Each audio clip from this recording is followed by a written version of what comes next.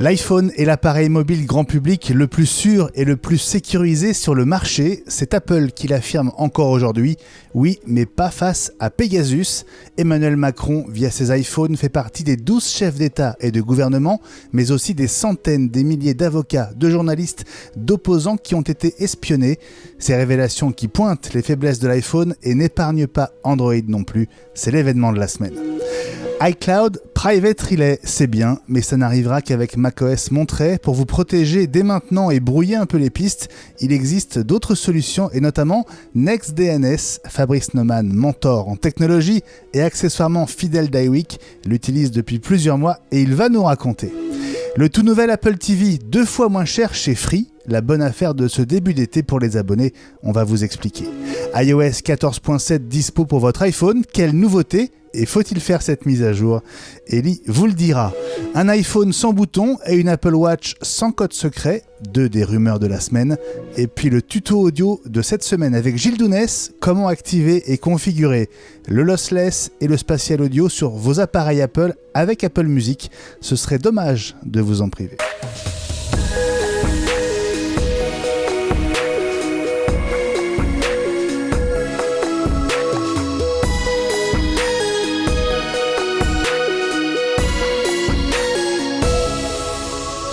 Épisode 48, déjà 48 semaines avec vous depuis le 27 août dernier et le lancement d'iWeek, la semaine Apple, le podcast natif. Bonjour à toutes et à tous et bienvenue en ce jeudi. Ici Benjamin Vincent, le chef de bande, je suis très heureux de vous retrouver. Avant-dernier rendez-vous avant notre mini-break estival, on en reparlera à la fin de cet épisode. Ellie, salut.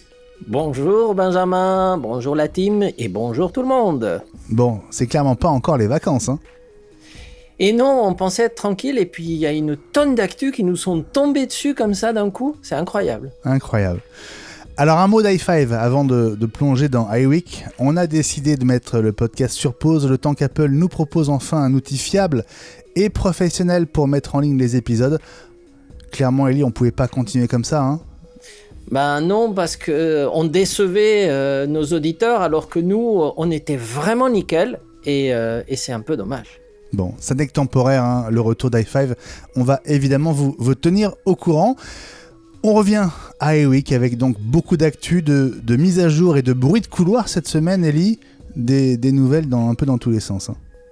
Il y en a partout. Vous allez voir, vous allez vous régaler. Tout à l'heure, ce sera ton dîner comme chaque semaine en terrasse, hein, évidemment. Ah oui. Là, on est vraiment installé pour l'été. Vous allez voir, je vais vous proposer un petit consommé léger à base de bêta, une tranche d'iPad et une bombe glacée comme dessert. Oula. Bon, Gilles, tu seras autour de la table avec nous et tu es là en ce jeudi, ça me fait plaisir, salut. Bonjour, ça me fait très plaisir de vous retrouver. J'étais là la semaine dernière, peut-être pas très frais non plus, mais j'étais là. Et oui, et cette semaine, c'est un peu la suite justement de ta prise en main de la semaine dernière que tu nous proposes. Voilà, on va parler de l'activation des fameux différents formats et de Apple Lossless en particulier, parce que ça n'est pas aussi simple qu'Apple a bien voulu le communiquer. Voilà, ce sera le tuto audio de la semaine tout à l'heure avec toi, Gilles. Lui aussi est avec nous. Et si vous suivez le hashtag iWeekLSA, vous l'avez forcément déjà croisé. Il se définit comme un mentor en technologie, je dois sourire. Moi, je trouve qu'il a toujours quelque chose de constructif à dire. C'est pour ça que je ne loupe aucun de ses tweets. D'ailleurs, toujours très sympa avec nous. Salut Fabrice Neumann.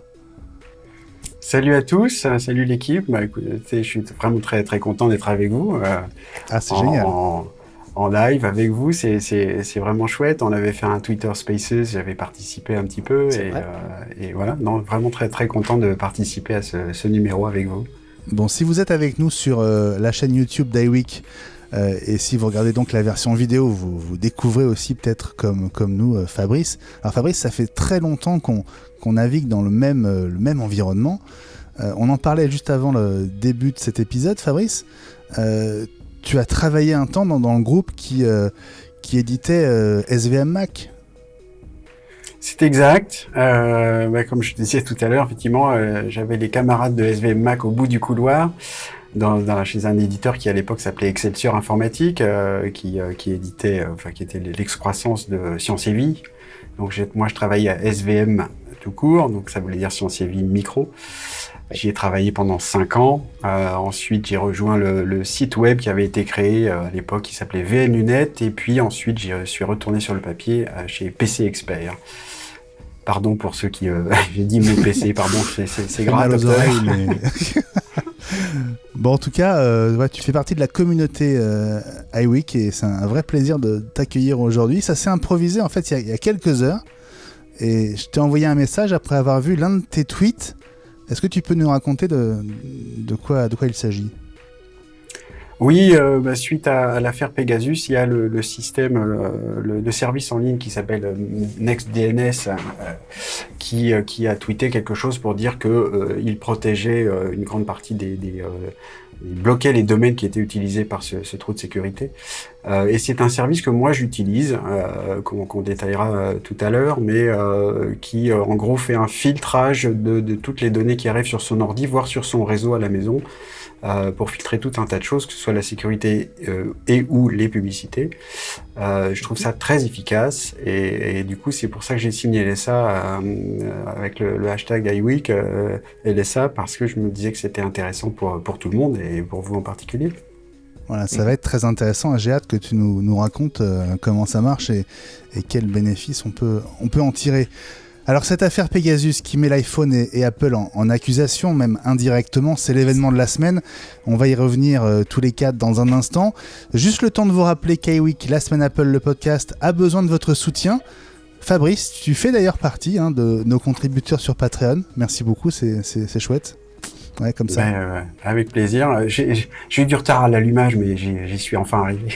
Écoute, l'essentiel c'est d'y être et c'est super important pour nous. Alors faites comme Fabrice, à partir d'1,50€ par épisode, pour nous aider à payer les frais fixes, pour payer les hébergements, les licences logicielles, le renouvellement du matériel, peut-être un jour nos billets d'avion en première classe vers Cupertino, on sait jamais, et tout est quanti, une seule adresse. Je suis en train de me casser le truc là.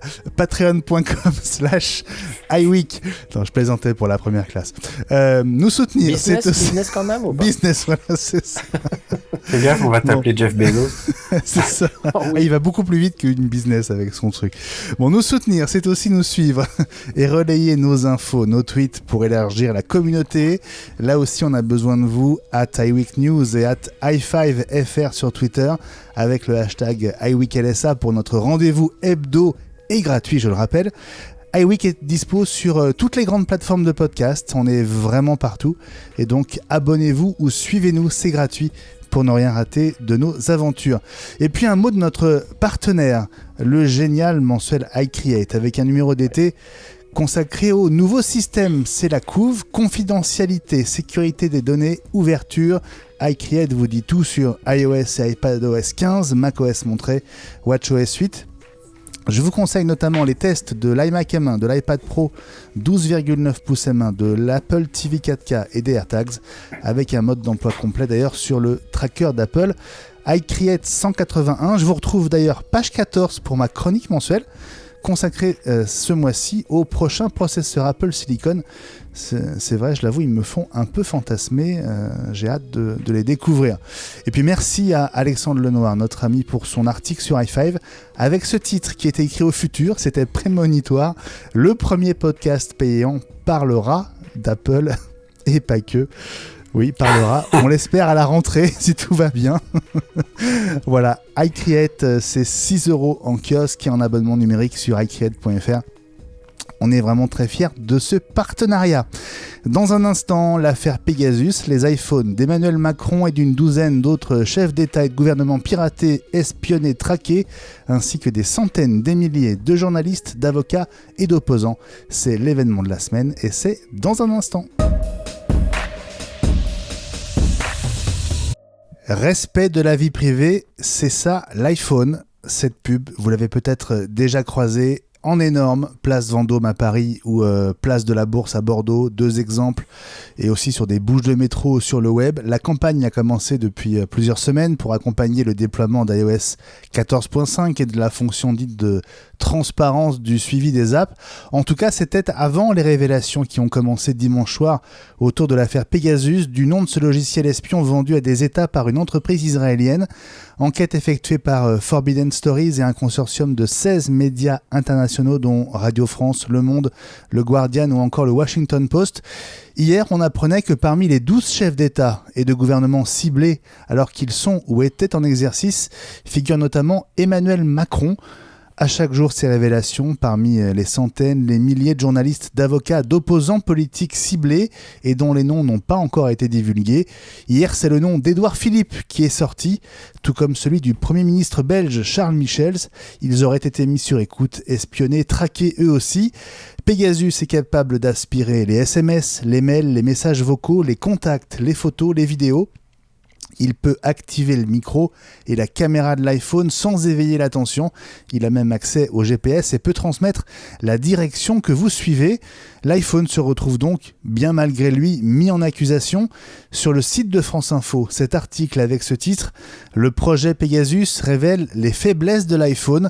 L'enquête a montré que les iPhones étaient vulnérables, je cite, en dépit des affirmations rassurantes d'Apple. Alors en fait, Apple a réagi. Et d'ailleurs cité dans l'article, j'ouvre les guillemets, les attaques du type NSO c'est le créateur de Pegasus, coûtent des millions à mettre au point et ont souvent une durée de vie limitée car on les identifie et on trouve des parades. Nous avons considérablement renforcé la sécurité de notre système d'exploitation iOS 15 et nous allons continuer de le faire.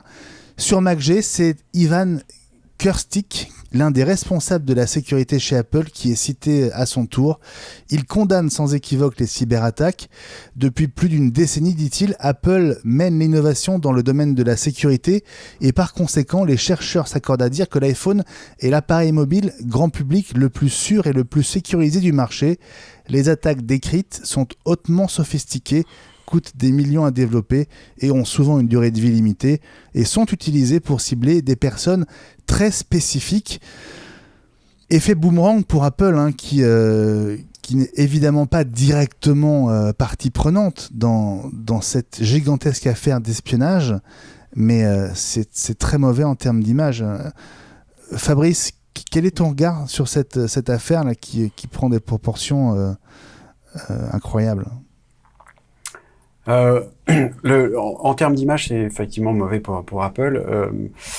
J'aurais envie de dire que c'est un peu la faute d'Apple avant technique. La technique, c'est la faute d'Apple parce que Apple passe son temps à dire qu'ils sont les champions de la sécurité, que tout ce qui est sur l'iPhone reste sur l'iPhone, qu'ils sont, comme d'habitude, un peu arrogants sur ce sujet comme sur d'autres. Et donc, dès qu'on se prend les pieds dans le tapis, c'est normal qu'on se prenne un retour de bâton comme celui-là. Faire un article comme celui que tu as cité de France Info, c'est très bien, mais là, en revanche, c'est très à charge. Et on met le mot iPhone parce que les gens connaissent iPhone. Si tu mets Android, les gens ne savent pas.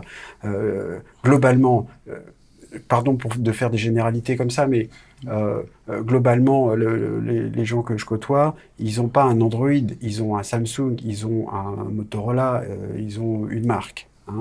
iPhone, on sait d'où ça vient. Donc c'est plus facile de mettre dans un titre pour que les gens reconnaissent. Ça n'empêche pas que ce qui est décrit dans l'article est vrai, que les iPhones ont été pris comme les autres, même ceux qui étaient mis à jour, comme on demande de le faire régulièrement, même si Ellie dit qu'il faut éviter les chiffres impairs, si je me souviens bien. Non, au contraire. Au contraire. Ah, pardon. Ah, ça y est, je me suis trompé. Pour les mises à jour. Même ça, c'est trop compliqué. Voilà. Donc, il y a vraiment de la vérité là-dedans, et que Apple se prenne un retour de bâton comme ça, c'est normal et il faut que ça le soit. Ellie, puis Gilles. Oui, en fait, moi, ce que je voulais dire, je voulais revenir un peu sur le début, effectivement, puisqu'on a parlé de la publicité qui parle du respect de la vie privée. C'est pas la même chose. Je pense qu'on pourrait en vouloir à Apple si ils ne réagissaient pas vite et s'ils n'arrivaient pas à patcher. Apple, je les crois et tu sais que je ne les défends pas toujours. Pour eux, c'est hyper important, la vie privée des gens. Là, on parle de piratage. Le piratage, c'est pas la faute d'Apple. La faute d'Apple, c'est qu'il y ait des failles de sécurité qui permettent le piratage. Mais là, on parle de choses extrêmement sophistiquées. Donc, moi, ce que j'attends d'Apple, c'est qu'ils réagissent vite, qu'ils les comblent et qu'ils rendent iOS encore plus sûr. Mais si on compare avec Android, iOS est infiniment plus sécurisé qu'Android, mais apparemment pas assez. Ce qui m'étonne dans ce qu'on a lu dans cet article, mais je ne doute pas que ce soit vrai, c'est que on arrive à activer le micro et la caméra d'un iPhone sans qu'on s'en rende compte. Je pensais que c'était impossible. C'est-à-dire que même dans les dernières versions, vous avez vu que si la caméra est activée ou si le son est activé, il y a un point qui apparaît à l'écran. Ça fait partie de la base de l'OS. Je ne sais pas si on peut le contourner. Maintenant que quelqu'un est... Apparemment, si. Ou peut-être ça apparaît, mais les gens ne se rendent pas compte. Est-ce que tout le monde regarde s'il y a un petit point orange et se dit ah, « je suis en train d'être piraté » Je ne suis pas sûr. Mais déjà, le fait de pouvoir l'activer, c'est très, très surprenant. Je pensais que ce n'était pas possible. C'est comme si pour un Mac, on activait la caméra sans que la petite lumière verte s'allume. Apparemment, c'est électrique. C'est-à-dire que c'est impossible que la caméra diffuse s'il n'y a pas le point vert. Dans l'iPhone, comme il n'y a pas de point vert, il y a ce point logiciel. Alors, est-ce qu'il s'affiche ou pas ? C'est un des mystères, mais déjà, le fait qu'on arrive à le faire, c'est très inquiétant. Alors, on va revenir sur la question du timing, parce qu'elle est importante. Je viens vers toi, Gilles, dans un instant. Juste, vous racontez comment un iPhone peut se retrouver infecté par Pegasus. En fait, ça passe par un simple message qui arrive dans iMessage, mais qui ne s'affiche pas. Vous avez donc reçu un message sans le savoir, et Pegasus s'installe en toute discrétion. Est-ce que ça veut dire qu'iMessage est une porte d'entrée, une sorte de gruyère ? Plusieurs experts en sécurité considèrent qu'iMessage pose effectivement problème, en particulier parce qu'il occupe de plus en plus d'espace. Apple lui a ajouté de nouvelles fonctions, la lecture de vidéos, les jeux, et chaque nouvelle ligne de code est une possibilité supplémentaire en fait de trouver une porte d'entrée. Oui. Sur iMessage, Gilles, est-ce que tu veux réagir en particulier ? Oui, c'est vrai que iMessage exécute de plus en plus de code, mais si ma mémoire est bonne, il y a déjà plusieurs années que on avait une faille une faille dans le logiciel de SMS de tous les smartphones qui permettait d'accéder sans qu'il y ait une faille zéro-clic, qui permettait d'accéder très très haut dans le logiciel interne de l'iPhone, de tous les smartphones. Ça ressemble à quelque chose de l'ordre du jailbreak. Et donc on a un jeu du chat et de la souris, du glaive et du bouclier, où on bouche des trous, et une fois que des programmeurs sont rentrés dans la logique de programmation du code, c'est très très difficile il faudrait changer totalement la logique de construction de l'OS pour arriver à les perdre suffisamment longtemps pour avoir la paix à un moment, quoi. Alors, tu parles du jeu du chat et de la souris, donc entre notamment cette entreprise israélienne qui fournit Pegasus à certains États, et Apple et Android pour Google notamment.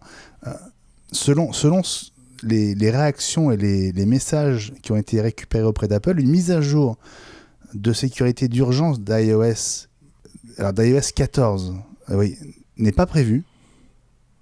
Et est-ce qu'on sait si iOS 14.7 qui vient d'arriver adresse ces failles de Pegasus, Fabrice, ou pas? Alors je ne sais pas si on sait, moi je ne sais pas. C'est assez, j'avoue que c'est assez inquiétant quand même, parce que en plus à l'annonce d'iOS 14, Apple avait fait une annonce spécifique concernant la sécurité d'iMessage, en disant qu'ils avaient mis en place un système qu'ils appellent Blast Door, donc porte blindée. Pour justement, donc en gros ils étaient quand même au courant de ce genre de problème, en disant, ben voilà, c'est un système qui est là pour traiter le message avant qu'il arrive, ou en tout cas avant d'être affiché, pour justement essayer de voir s'il est malveillant ou pas. Je m'en voudrais de faire une mauvaise blague, mais visiblement, cette porte blindée ressemble un peu à la ligne Maginot, quoi. C'est ça. Je peux ajouter un truc sur le suivi des failles de sécurité par Apple. Ils ont des équipes qui travaillent sur tous les continents, H24, pour pouvoir travailler en continu sur ce type de problématiques. Alors, est-ce qu'ils sont assez nombreux ? Est-ce qu'ils travaillent assez dur ? Est-ce qu'il y a assez de budget ? Je crois qu'on a des informations un peu plus loin. Ouais. Mais la question est là, quoi. Élie, et puis je reprends la main après. Oui, en fait, c'est peut-être un péché d'orgueil parce que vous savez tous que iOS a un système qui s'appelle le sandboxing, donc le bac à sable, qui empêche les applications de communiquer, d'aller extraire des choses et surtout de communiquer avec le cœur de l'OS. Mais les applications d'Apple ont tendance à avoir plus d'accès que les autres parce que ce sont des applications Apple. Alors, est-ce qu'iMessage, avec toutes les extensions dont tu as parlé, ne bypasse pas le sandboxing qui est censé éviter exactement ce qui est en train de se produire ? Ou est-ce qu'ils ont réussi à pirater le sandboxing ? Là, ça serait encore plus grave. Ouais. Alors, depuis ces dernières heures, Apple a répondu de différentes manières. D'abord, ils ont précisé que les effectifs dédiés à la sécurité d'iOS ont été multipliés par 4 en 5 ans. Bon, ça empêche manifestement pas les problèmes, et celui-ci est assez énorme, effectivement. À propos de ce mécanisme de sécurité que tu évoquais, Fabrice, qui s'appelle de Blast Door, qui est donc censé éviter que des contenus vérolés présents dans e-message n'infectent le système, puis espionnent l'utilisateur à son insu. En fait, Pegasus a réussi à se déployer via iMessage sur la dernière version d'iOS. Alors, je ne sais pas s'ils font référence à la 14.5 ou à la 14.6. Mais donc, en fait, c'est effectivement le jeu du chat et de la souris. C'est au gré des mises à jour. Un coup, Pegasus réussit à percer. Peut-être que la mise à jour suivante l'empêche, mais ils arrivent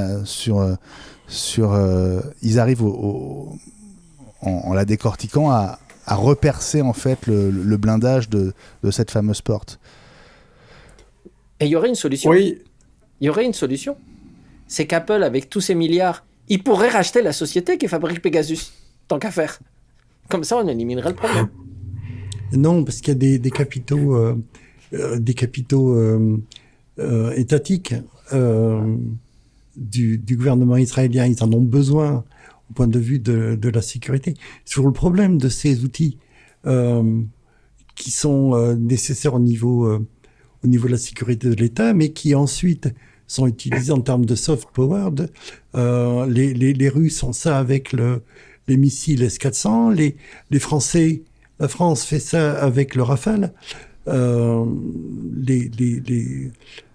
société, enfin le gouvernement israélien a utilisé la diffusion et la prolifération pour des questions de diplomatie, tout simplement. Bah tiens, au passage, le gouvernement français a dit que eux n'avaient jamais acheté Pegasus, officiellement. Et qu'il n'est donc pas utilisé par les services secrets français, officiellement. Ouais, ça va lier à la réflexion que m'inspire la solution avec le sourire d'Élie de racheter Pegasus. Non, bien sûr, non, mais c'est pour rire, mais ça m'évoque quelque chose qui est moins rigolo. C'est-à-dire qu'il ne faut pas être naïf non plus. C'est-à-dire que si Pegasus a su le faire, il y a d'autres entreprises qui savent le faire aussi. Hein. La NSA en particulier. Parce que la NSA, c'est des millions de fois plus de ressources qu'une société privée, ou même avec des capitaux étatiques. Hein. Bien sûr, donc il y en a forcément d'autres, et là on a trouvé Pegasus, il y en a d'autres. Non, moi ce que ça m'inspire aussi, c'est que pour revenir sur ce que disait Benjamin tout à l'heure, il y a le jeu du chat et de la souris, c'est vrai, mais on avait l'impression, en tout cas moi j'avais l'impression qu'on était sur une sorte d'entonnoir où les écarts entre les trous de sécurité, ce qu'arrivaient à faire les pirates, et ensuite le rattrapage se réduisaient. et il restait quelques petits trucs à boucher. De temps en temps, il y a un écart, etc. Et puis là, on a l'impression que tout a explosé d'un seul coup, parce que d'après ce que j'ai compris, effectivement, en gros, ce bug-là donne un accès administrateur à l'iPhone. Donc, en gros, le bug voit exactement ce que voit l'utilisateur. C'est pour ça qu'il peut, semble-t-il, allumer le micro, allumer la caméra, etc. Effectivement, l'iPhone n'a pas, que je sache, le petit lien, c'est-à-dire le lien physique, le fil électrique entre la lumière qui s'allume et la caméra quand celle-ci est utilisée. Donc, il est probablement possible de contourner le petit point rouge qui s'allume depuis iOS 14 là, quand on utilise la caméra ou le micro. Moi, c'est ça qui me frappe, c'est-à-dire que peut-être qu'on était un peu endormi, etc. Mais je trouve que ça réveille sérieusement, ça fait un sale coup quand même. D'un seul coup, là, voilà, on a quelque chose qui prend totalement le contrôle du smartphone, que ce soit l'iPhone ou les autres. Ouais. Alors, quand je l'ai vu sur le bureau des légendes, ce type de manipulation, je me suis dit, ils sont rigolos, mais jamais sur l'iPhone. Alors, t'as qu'à croire. Ah ouais. Alors, on parlait du timing tout à l'heure. Je reprends l'article de France Info qui s'appuie donc sur l'enquête réalisée par tout le consortium. Dans l'article, on lit qu'Apple a tardé à faire appel à des hackers éthiques rémunérés pour identifier des failles de sécurité. Le responsable de la sécurité d'Apple, donc ce fameux Ivan Kirstic, y a finalement eu recours en 2016, mais selon certains chercheurs, je cite, ce programme a été interrompu car Apple rémunérait trop faiblement des personnes qui étaient censées travailler pendant des mois, voire des années. Depuis 2019, la situation aurait changé. J'ouvre les guillemets d'Apple. Nous versons les primes parmi les plus importantes de l'industrie. On a multiplié notre budget par 4 depuis 2019 et nous avons déjà payé des millions de dollars cette année. Pour autant, souvenez-vous, il y a une semaine, on racontait l'histoire de ce développeur des chemins de fer suisse qui a aidé Apple à identifier une faille énorme dans iOS, je crois justement, et qui est en train de se faire avoir, parce qu'Apple veut pas lui verser un centime pour ce qu'il a permis de résoudre comme problème. C'était la semaine dernière. C'est Apple. Est-ce que c'est pas aussi, voilà, est-ce qu'Apple se prend pas le coup de bâton dont tu parlais tout à l'heure, Fabrice, aussi pour avoir été à 20 000 $ près? Si, bien sûr. Je trouve que là, c'est des exemples qui s'additionnent de l'arrogance de celui qui est le plus gros du monde, là, quand même. Alors, ils étaient arrogants même quand ils étaient tout petits, mais alors maintenant, ça prend une dimension assez terrifiante. Je suis très surpris. Mais alors, on entend quand même parler, donc en anglais, on dit bug bounty. C'est ça le terme qu'on entend pour ces programmes de récompense. Apple paye 100 000, 200 000, 300 000 $. On en entend d'autres qui payent 1 million, 10 millions, 15 millions. J'ai pas les chiffres, mais je suis pas persuadé que ce soit Apple qui paye le plus, assez clairement. Donc, c'est vrai que du coup, c'est difficile aussi de se motiver. Il faut avoir un bon fond et vouloir gagner un petit peu d'argent en disant je vais aller chez Apple, mais c'est difficile de résister. Enfin, on est tous des hommes et des femmes. Quand en face on vous donne 50 millions, hésitez un peu, très clairement. C'est faut se rappeler aussi que vas-y Gilles. Au lancement de l'iPhone en 2007, c'était clairement la sécurité de macOS 10, enfin d'OS 10 qui était vendue. En disant on est les plus sûrs du monde et forcément on venait après la vague dévastatrice de virus et de trojans qui avaient été déployés, qui avaient attaqué Windows Vista XP. Avant c'est ça, Windows XP et Apple se targuait d'être la plateforme la plus sûre du monde et de pouvoir offrir cette sécurité à la multitude sur les smartphones, sur l'iPhone. Et, ça a été le cas pendant longtemps, en tout cas. Et très vite, ils ont été démentis avec le jailbreak. Ils ont couru après les failles jusqu'au moment où ils ont réussi à boucher. Ça a pris un moment. Le jailbreak, d'ailleurs, bon, faut se rappeler, il y avait un moment, il était possible de jailbreaker son iPhone simplement en se rendant sur un site web. Bah, Oui, c'était frappant. absolument. Hein. Une adresse, une URL, pouf, c'était jailbreaké. Donc en termes de, là aussi, de l'Imagino, c'était pas mal. Hein. Donc il faut pas perdre ça de vue quand même. C'est vrai que le discours plus sécurisé, etc., je pense qu'ils font quand même beaucoup d'efforts sur le sujet. Il faut aussi rappeler que la sécurité absolue n'existe pas. C'est pas possible. Les codes informatiques aujourd'hui sont beaucoup trop compliqués pour assurer quelque chose qui n'a pas d'erreur. C'est juste pas possible. Donc on est forcément à la pêche derrière. Et pour faire une petite anecdote, mais sur le thème de OS 10 le plus sécurisé du monde, peut-être à l'époque, c'est effectivement face à Windows XP, c'était pas difficile. Hein. Je rappelle que le temps moyen de piratage d'un PC Windows XP quand il est sorti, quand on le connectait sur Internet, c'était 7 minutes, sans qu'on fasse rien. Hein. À l'époque, OS 10 c'était sûrement meilleur. En revanche, moi, quand je m'occupe d'un Mac un peu ancien, quand on me le confie pour essayer de le mettre à jour, des choses comme ça, je le connecte pas à Internet tout de suite. Hein. Moi, macOS 10.6, c'est pas pour pointer du doigt cette version-là, hein, mais une version un peu plus ancienne par rapport à ce qu'on a aujourd'hui, je suis pas sûr d'avoir très envie de le connecter à Internet, quand même. Bon, en tout cas, cette affaire Pegasus, on va encore en entendre parler pendant un moment parce que, bon, on parle du Maroc qui a pu être peut-être donneur d'ordre sur certains ciblages, notamment du côté de l'Elysée. Ces clients États qui ont utilisé Pegasus ne pouvaient pas le faire a priori sans non plus l'accord du gouvernement israélien.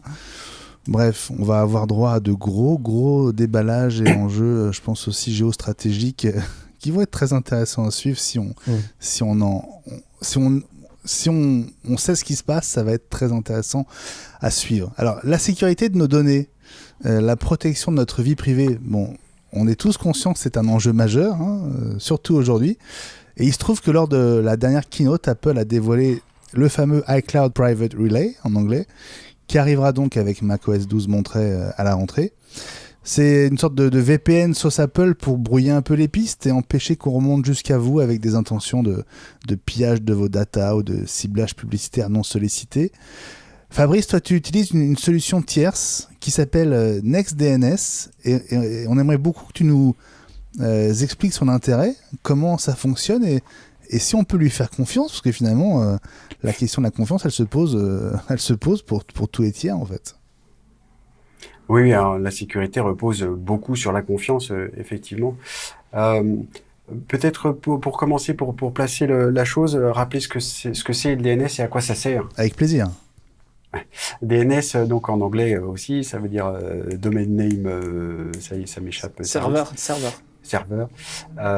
Donc en gros, c'est un annuaire qui va traduire le nom de domaine que l'on met, par exemple Amazon.com, vers une adresse IP qui est l'adresse IP du serveur qui héberge les pages de Amazon. En gros, c'est tout simplement parce que le cerveau humain, il est plus fait pour se souvenir de noms que de numéros. Donc c'est difficile. Donc il y a des serveurs répartis dans le monde entier qui font cette traduction entre le nom de domaine que nous tapons dans notre navigateur Internet pour lui demander de se connecter au serveur qui lui en fait est désigné par un numéro. Lorsqu'on ne fait rien et qu'on se connecte chez soi avec sa box, on utilise, dans la très très grande majorité des cas, donc par défaut, le DNS de son fournisseur de service, de son fournisseur d'accès à Internet, celui d'Orange, celui de Free, celui de ça, c'est ce qui va passer par la box. Mais on peut utiliser d'autres serveurs DNS. Bien sûr.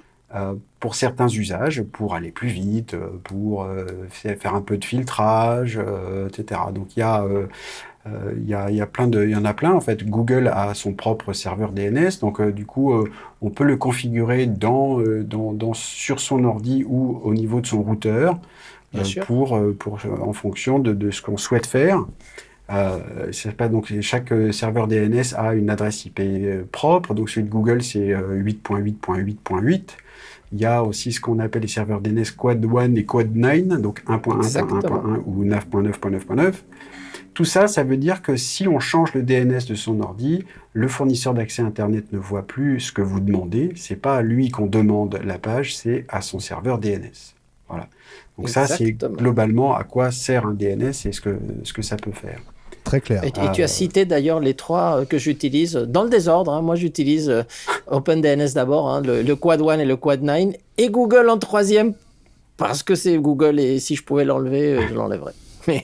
Mais oui, on est totalement d'accord. C'est effectivement ce que je faisais dans ce sens-là aussi, je te rejoins Ellie, jusqu'à ce que je découvre NextDNS.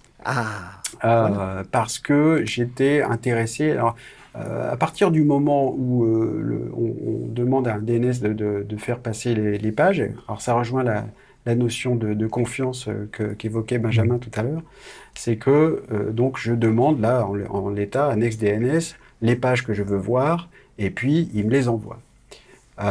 Mais du coup, NextDNS propose un service de filtrage et on peut lui demander de ne pas laisser passer dans les pages qu'il envoie les publicités, les trackers, de bloquer certains domaines qui vont être dans des listes préparées par eux ou par la communauté, parce qu'il y a tout un tas de listes en accès libre.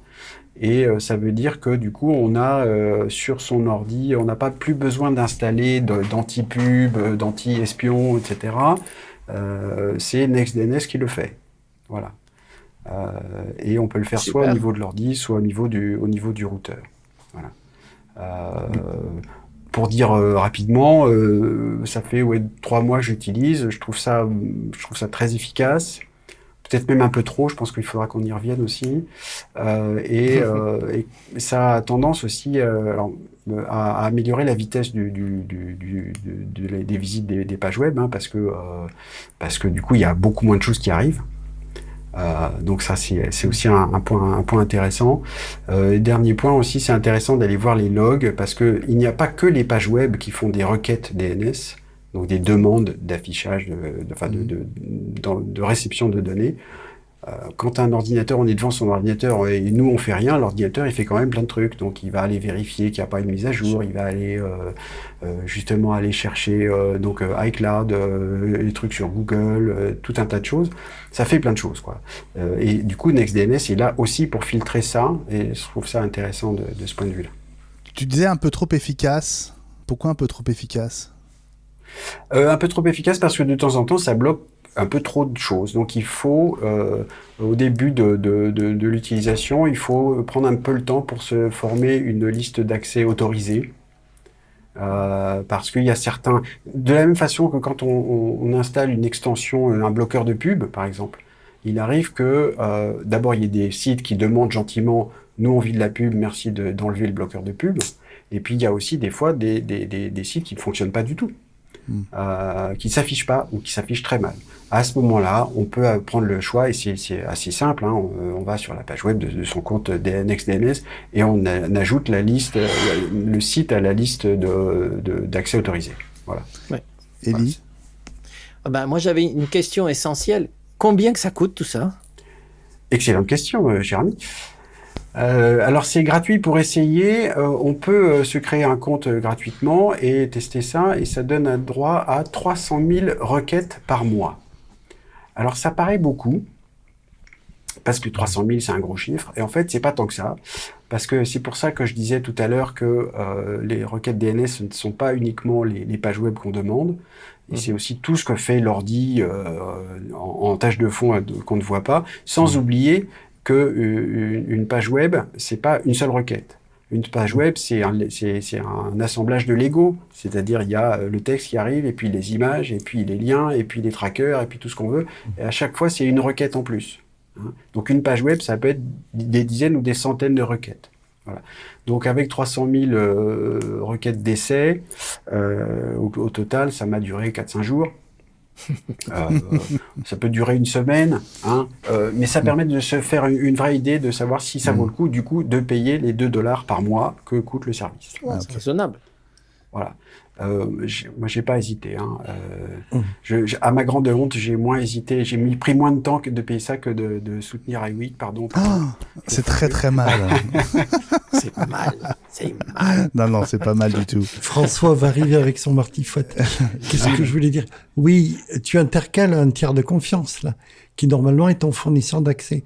Est-ce qu'on a une idée de qui déploie le service? Alors c'est une excellente question. Je me suis plus, comment dirais-je, tenu à regarder les tests que d'autres gens avaient fait, qui avaient testé ça et qui ont visiblement confiance dans le service. J'ai un peu lu aussi les conditions d'utilisation. Pas en entier parce que c'est toujours très long, mais peut-être un peu plus que la moyenne quand même, notamment pour savoir ce qu'ils gardaient comme log, s'ils en gardaient. Et donc, ce qu'ils indiquent, c'est qu'ils gardent des logs uniquement si on demande de les garder nous-mêmes. Voilà. Donc on peut par exemple, là ce que je fais, c'est je garde 1 heure de log et ensuite c'est effacé automatiquement. Au cas où, ça me permet d'aller voir un peu ce qui se passe, si jamais il y a quelque chose qui bloque, pour aller voir ce qui bloque, justement. Ce qui est d'autant plus intéressant je trouve, quand on utilise comme du coup, moi j'ai mis ça sur mon routeur à la maison, ce qui veut dire que ça filtre toutes les machines qui sont connectées au réseau de la maison. Donc mes machines à moi, celles de mon épouse, celles de ma fille. Et du coup, de temps en temps, elle me demande, tiens, il y a un truc qui bloque là, est-ce qu'on peut mettre ça sur la liste d'accès, s'il te plaît? Elles peuvent le faire aussi, c'est pas très compliqué. Et puis, et voilà. Qu'est-ce qui t'a poussé Pardon, excuse-moi, juste pour terminer sur la confiance, en lien avec Pegasus, finalement, c'est que malgré tout, on s'aperçoit que finalement, sur Internet, ça prend des fois un peu le temps, un peu trop longtemps, mais on sait. Et tous ces services-là et NextDNS qui commencent à avoir un petit peu de poids dans le milieu, c'est très scruté, quoi. Donc, si jamais il y a un truc qui déconne, je pense qu'on va le savoir facilement. Mais c'est vrai que c'est un tir de confiance. Alors après, j'ai une bonne question que je vais soumettre à votre sagacité. Faut-il faire plus confiance à Orange qu'à NextDNS? Joker. Ça, c'est une bonne question. Question à laquelle tu vas pouvoir répondre, Fabrice. Qu'est-ce qui t'a incité à te lancer avec NextDNS? Quel était ton besoin, en fait? Je trouvais que ça me simplifiait la vie. J'ai plutôt envie de bloquer les publicités. Alors, je suis toujours très ambivalent sur le blocage des publicités parce qu'il y a plein de sites qui vivent de la pub. Et ça m'ennuie. Le problème, c'est que ce que je reproche aux pubs, c'est pas la pub elle-même, ce sont les annonceurs qui exagèrent tellement, qui nous en mettent tellement plein la gueule. Et beaucoup de pubs ont tellement de traceurs de vie privée, etc. Il y a des sites web, quand on regarde maintenant, c'est facile avec Safari 14, là, de regarder la liste des analyseurs et des traceurs, etc. Des fois, c'est plusieurs centaines. C'est affreux, quoi. Moi, voilà. Alors, ça me facilitait la vie parce que du coup, quand on utilise plusieurs navigateurs Internet, il faut installer sur chacun d'eux l'extension de bloqueur de machin, l'extension de bloqueur de bidule. Du coup, avoir quelque chose de centralisé qui arrête avant même que ça arrive, je trouvais ça vraiment pratique. Et c'est pour ça que ça m'a attiré l'œil tout de suite pour mettre ça en place. Super, merci beaucoup Fabrice pour cette découverte. Moi, je ne connaissais pas NextDNS, donc je suis très tenté d'essayer, au moins d'essayer jusqu'aux 300 000, et puis après on verra bien. Tu parlais à nouveau de l'affaire Pegasus à l'instant, Fabrice. Élie, je me tourne vers toi parce que pour les bidouilleurs curieux ou pour ceux qui seraient légèrement parano, il existe un outil qui permet théoriquement de détecter si Pegasus a été activé sur votre iPhone à un moment. Oui. Pour l'instant, c'est un outil qui a été fait vraiment à la va-vite et qui n'est pas facile d'utiliser, mais je vous explique en 2 mots, je pense que vous n'allez pas le faire. Hein. C'est quelque chose qui s'appelle MVT, Mobile Verification Toolkit. C'est sur GitHub, hein, donc c'est quelque chose qui est à disposition, c'est de l'open source, mais pour l'instant, c'est vraiment très basique. Ça peut s'utiliser de 2 façons. La première, la plus complète, vous demande un accès complet au système. C'est-à-dire, en fait, il vous demande de faire un Pegasus autorisé par vous. Et ce n'est possible que si vous jailbreakez votre iPhone. Donc, jailbreaker, c'est pas facile. Fabrice fait un signe de... Genre, c'est complètement fou. Ouais, donc, mais il demande de jailbreaker l'iPhone en même temps, on a appris que iOS 14 a été jailbreaké. Donc maintenant, pour ceux qui voudraient le faire, c'est possible. Je ne pense pas 14.5, mais en tout cas 14.2.3 a été jailbreaké déjà. Je pense même 14.4. Bon, mais ça c'est compliqué, puis on n'est pas là pour vous conseiller de jailbreaker votre iPhone. Donc ils vous disent non, mais ne le faites pas, c'est pas bien. Alors il y a une autre façon de faire. Et là on rentre un tout petit peu dans le surréaliste. Ils vous disent l'idéal c'est que vous fassiez une sauvegarde locale sur votre Mac. Mais s'il vous plaît, chiffrez-la, parce que quand la sauvegarde est chiffrée, Apple enregistre plus de données, alors que si elle n'est pas chiffrée, ils ne mettent pas tout, en sachant que notre outil MVT est capable de déchiffrer la sauvegarde que vous avez chiffrée. Alors là, les bras m'en tombent. Parce que J'ai adoré ce passage. Sauvegardez votre truc, on va vous le déchiffrer. Et on va vous dire si par hasard vous avez été piraté. Mais moi, je ne suis pas sûr de leur faire confiance. Si ça se trouve, oui, si éventuellement, du coup, ils vont pouvoir regarder ce qu'il y a dedans. C'est ça, c'est formidable. Mais oui, parce que si ça se trouve, ce sont les gens de Pegasus qui ont pondu MVT. Va savoir. Comme ça, ils ont accès à tout le reste. Donc, et ça reste un outil, si vous avez fait ça, qui s'utilise au terminal et en ligne de commande. Donc, honnêtement, c'est pas à la portée de Madame Michu. Voilà pour l'instant. Ni de notre président, a priori, avec tout le respect que je lui dois. Ouais. Bon, je pense qu'on a été assez complet sur cette affaire Pegasus qui, vous l'avez compris, concerne directement Apple et l'iPhone.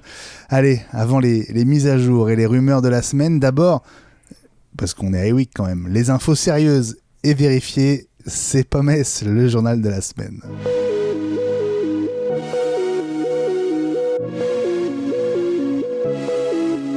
Pommes, le JT de la semaine, et on commence par le tout nouveau Apple TV 4K en version 32 Go à 96 € au lieu de 199 et avec un crédit gratuit sur 4 ans à raison de seulement 2 € par mois, Ellie.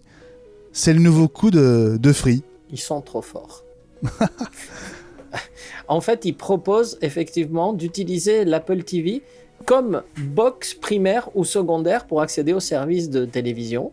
Et donc, pourquoi ? Parce qu'en fait, ils ont sorti, et c'était passé un peu inaperçu, je vous avoue que avant d'avoir préparé l'émission, je n'étais pas au courant moi-même, ce merveilleux logiciel qui s'appelle OQG, qui je crois que c'est OK en fait. C'est OK. O-Q-E-E.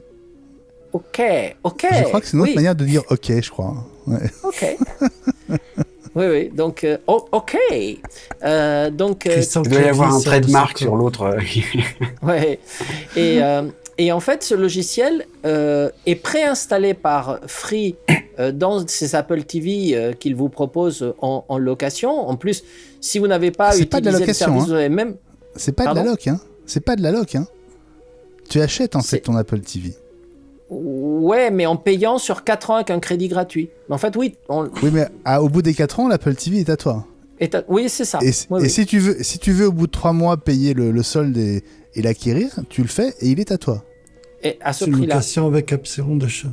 Oui, c'est ça. C'est ça. C'est une LOA en fait. Mais oui.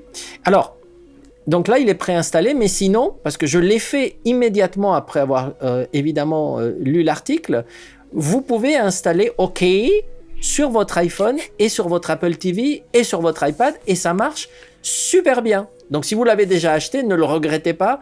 Et en fait, c'est mon coup de cœur de la semaine, donc je parlerai tout à l'heure, mais c'est une appli qui est super bien faite. Je suis vraiment bluffé. Ça existait sur Android, puisque en fait, il y a la Freebox Pop qui est sous Android, qui propose justement cette interface. Mais je ne l'avais pas testé, parce que moi j'ai une Delta, donc je ne l'avais pas testé. Ouais. Mais du coup, le fait d'avoir pu la mettre sur l'Apple TV, franchement, ça marche vraiment bien. Voilà. Et puis, donc je vous la conseille. Un peu plus de 100 € d'économie sur l'Apple TV qui en vaut 200, c'est quand même pas mal, quoi. Oui, mais n'oubliez pas que Canal vous propose aussi, à la place du décodeur Canal, un Apple TV gratuitement comme partie de l'abonnement. Donc ce ne sont pas les premiers, mais là ils rajoutent eux leur interface, et cette interface vous permet, si vous avez l'abonnement qui va bien, d'accéder même à Netflix ou d'accéder à Disney+, en passant par l'abonnement Canal, bien entendu. Ouais. Gilles ? Moi, je voudrais pas doucher l'enthousiasme d'Eli, mais il y a plusieurs semaines de délai pour cet Apple TV HD, et oui, mais 4K. c'est également le cas 4K. sur le site d'Apple. Tu dois le savoir si tu veux renouveler, faire un réassort sur ton stock, et on a vraisemblablement une Apple TV de nouvelle génération qui nous attend pour cet automne. Pas sûr. Pas sûr que ça va changer tellement vite, mais il vient de sortir, ça, c'est en du tout cas, scoop, hein. Moi ça me dérange pas, parce que l'Apple TV, vous savez que je l'ai acheté à la seconde où elle est sortie, cette nouvelle version. Donc je suis très content de pouvoir ajouter cette interface logicielle qui est gratuite, qui me donne un service de plus. Mais j'aurais pas acheté un deuxième Apple TV juste parce qu'il y a une remise, hein. Donc j'en ai déjà une, je l'ai payée, ça va, hein.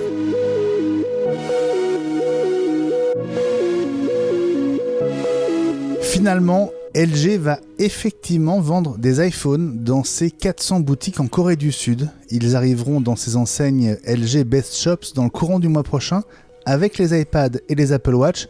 Pas de Mac en revanche, LG n'ayant pas abandonné le marché des PC portables. Ça faisait peut-être beaucoup, hein, parce qu'ils ont abandonné les smartphones, mais pas encore les PC portables. Fabrice, je voulais avoir ta réaction sur ce symbole fort quand même d'Apple qui entre chez LG en Corée. Oh, déjà, pour faire presque une blague, je pense que LG va gagner plus d'argent sur les téléphones en vendant des iPhones qu'en vendant ses propres téléphones. C'est dur, mais c'est pas une blague. Et je pense que c'est effectivement pas une blague. Après, visiblement, ils n'ont pas réussi à pénétrer le marché des téléphones. Ça me rappelle un peu... Je tire un peu le fil, mais Microsoft avec Windows Phone, quoi, ils n'ont pas réussi à pénétrer le marché non plus, et puis du coup ils ont abandonné le marché. Alors c'est une autre histoire, je trouve que du coup ça leur manque énormément pour avoir une gamme complète, et ne pas avoir de téléphone quand on veut être dans le marché informatique global, ça me paraît très compliqué à mener pendant longtemps, hein. Je ne sais pas trop combien de temps ils vont durer là-dedans. Donc la symbolique est évidemment très forte. Le fait que Apple mette le pied dans la porte, je trouve ça très intéressant. Peut-être aussi qu'il y a un lien avec... il me semble qu'LG est fabricant d'écran. Bien sûr. Et donc, se serrer la main sur le seuil d'un magasin, tiens, tu me vends mes téléphones et moi je t'achète des écrans, ils ont déjà des liens entre deux. Donc je pense que ça explique un petit peu cette chose-là. En fait, ils fournissent des dalles à Apple, hein, en particulier des dalles OLED, hein. Donc c'est déjà un grand marché. Et puis les téléviseurs LG, l'interface pour Apple est très très très avancée, c'est-à-dire qu'ils sont AirPlay 2, ils reconnaissent automatiquement, la recopie d'écran se fait super bien, donc ils sont très proches. Il y a l'application, un dérivé de l'application Home, ils n'en sont pas encore à Home, mais ils ont déjà Apple TV+, etc. Donc leur partenariat est vraiment fort. Gilles ? On a le type de coopétition qu'on a pu connaître dans les années 2000, hein, avec Steve, qui pouvait intervenir entre Sony et Apple, par exemple. Absolument.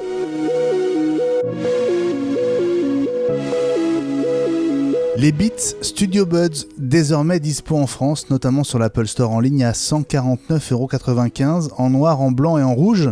Ils offrent la réduction active du bruit ambiant et ils coûtent 130 € de moins que les AirPods Pro. Mais étant donné qu'ils n'embarquent pas de puce H1 ou W1, ils n'offrent pas le switch automatique quand vous passez d'un appareil Apple à l'autre. C'est moins cher, c'est un autre design, mais ça, c'est en train de devenir un succès, j'ai l'impression, ces petits buds de chez Beats. Il y a un bon buzz autour de ces produits. Ouais. C'est pas cher et ça a de la réduction de bruit. Jusqu'à maintenant, tout ce qui était réduction de bruit était autrement plus cher que ça. Bref, ce sont les écouteurs Apple pour les téléphones Android, quoi. C'est ça. Ou pour les petits jeunes. Quoique non, je dis n'importe quoi, parce que si vous saviez le nombre de jeunes qui achètent des AirPods aujourd'hui, c'est juste fabuleux. De son côté, la batterie MagSafe d'Apple est retirable dans les Apple Store dans toute l'Europe, à condition bien sûr de digérer son prix, 209 € et d'aimer le blanc, parce qu'elle n'est disponible qu'en blanc. Est-ce que c'est un produit qui vous fait envie, Fabrice et Gilles ? Oh là là, non. Pourquoi pas ? Vraiment pas du tout. Pas du tout. J'avoue, je comprends pas en fait. C'est-à-dire que j'ai déjà du mal avec le MagSafe globalement, parce que je crois comprendre. J'en ai utilisé vraiment très peu, mais moi, ce que j'en ai comme expérience, c'est que l'aimant est pas si fort que ça.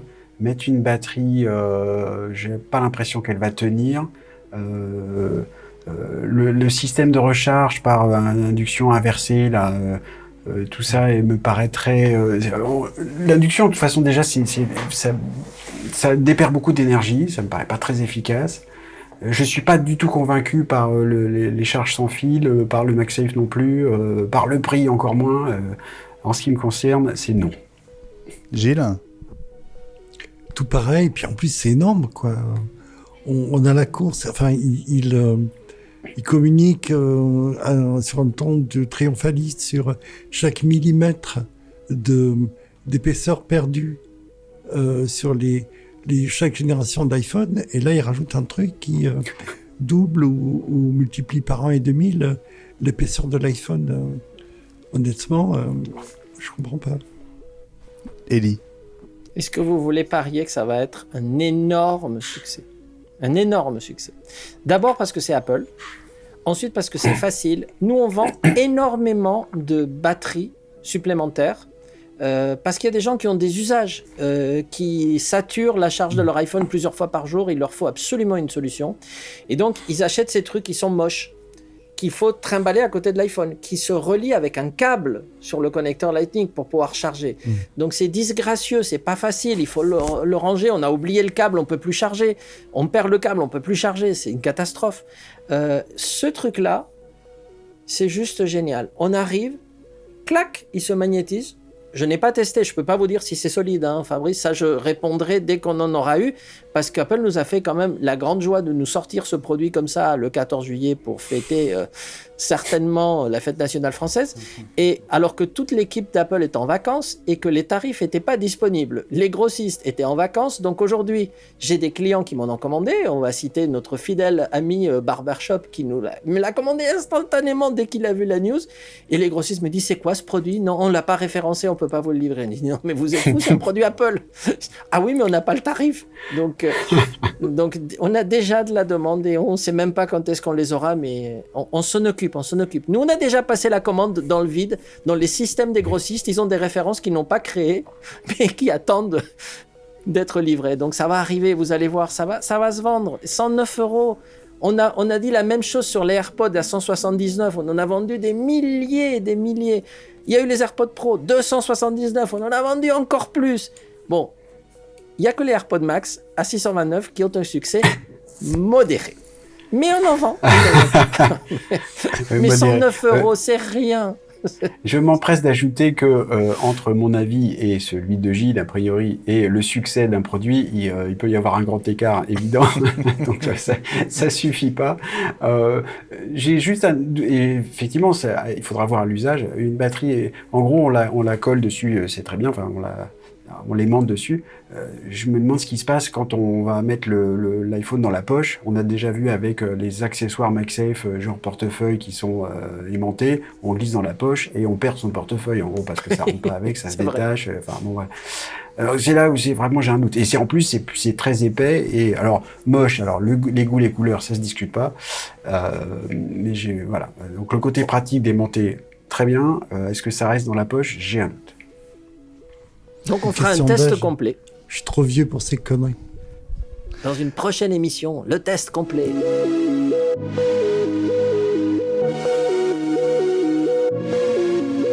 On reparle d'Apple Car, puisqu'un des grands chefs d'Apple, Ellie... Enfin, c'est pas toi le grand chef d'Apple, c'est toi qui vas nous en parler. Puisqu'un des grands chefs d'Apple va s'occuper du projet Titan.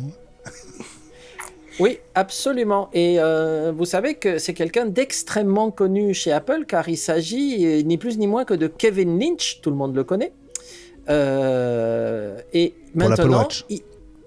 mais c'est vraiment un des senior VP, donc il est vraiment dans vous savez, dans la galerie des portraits Apple des mecs qui comptent pour la société. Et là, il va avoir en charge le projet Titan, c'est-à-dire en fait la voiture. Voilà, Et Kevin donc, Lynch, qui est un ancien d'Adobe. Hein. Il a été l'artisan de la création du Creative Cloud chez Oui. Adobe à l'époque. Dans les sociétés de la Silicon Valley, chez Apple en particulier, quand on met un senior VP sur un projet comme ça, c'est que il va pas bien. Je me souviens quand John Rubinstein avait hérité de je ne sais plus quel produit, c'est que vraiment il avait des difficultés, donc il y a des choses à resserrer vraisemblablement. Mais en fait, pour vous préciser qui c'est, parce que je suis sûr que vous vous demandez qui c'est quelqu'un qui s'est fait connaître d'Apple car il était en charge de l'Apple Watch et de WatchOS. Et donc ça, du coup, ça l'a un tout petit peu fait remonter dans la hiérarchie Apple. Et là, il a le titre actuel, c'est VP of Technology. Il supervise toute la technologie Apple. Donc, du coup, le fait qu'il ait changé de branche ne change pas son titre, car le projet Titan et l'Apple Car, si un jour elle existe, c'est de la technologie. Ouais, c'est très difficile d'évaluer aussi ce que ça veut dire pour le projet Apple Car. Je mets beaucoup de guillemets autour parce que Moi aussi. est-ce que c'est vraiment une voiture? Est-ce que c'est juste du soft? Est-ce que c'est des batteries? Même on parle d'Apple qui fabriquerait des batteries. C'est peut-être uniquement finalement on mélange avec le battery pack de tout à l'heure, mais voilà. En tout cas, en revanche, ce Kevin Lynch, ce qu'il a montré aussi être capable de faire au sein d'Apple, c'est que souvenez-vous de la première présentation de l'Apple Watch, c'était assez clair qu'il savait pas à quoi ça servait, parce que ça faisait tout mal. C'est vrai. Et ça est devenu relativement rapidement, au fur et à mesure des WatchOS 2, 3, 4. Ok, c'est un truc qu'on porte au poignet pour le sport, pour le suivi de la santé, etc. Et accessoirement, ça donne des notifications sur les messages. Et peut-être que c'est ça qu'on attend de lui, de trouver ce qui va marcher au sein du projet Apple Car. Et ça, il a montré qu'il savait faire ça sur le projet Apple Watch. Mais c'est peut-être ça qu'il va apporter pour l'Apple Car. Tu as totalement raison. Je me rappelle la première année d'Apple Watch, comme on a souffert, parce qu'Apple le présentait, rappelez-vous, comme un objet de luxe, vendu chez Colette au début, pas vendu chez les APR. C'était juste du luxe et du luxe et du luxe. Et nous, on leur disait, mais non, les garçons, c'est un objet connecté. Non, c'est du luxe. Non, c'est un objet connecté. Bon, ils ont mis un petit moment avant de s'apercevoir que... Et d'ailleurs, le luxe a été abandonné, grosso modo. Donc maintenant, c'est un objet très connecté. Apple cherche des terrains à Los Angeles pour créer un studio pour ses futures séries Ellie. C'est vrai, et donc Apple montre à quel point ils sont sérieux par rapport à leur projet Apple TV+, et ils veulent être considérés dans les années qui viennent comme étant un grand studio, non pas de cinéma pour l'instant, mais un grand studio de télévision digne des grands studios hollywoodiens. Et donc, comme c'est des garçons modestes, ils cherchent quand même un demi-million de square feet, pour citer l'anglais. Donc, je vous laisse traduire en mètres carrés, mais un demi-million de square feet, ça fait pas genre le 2 pièces.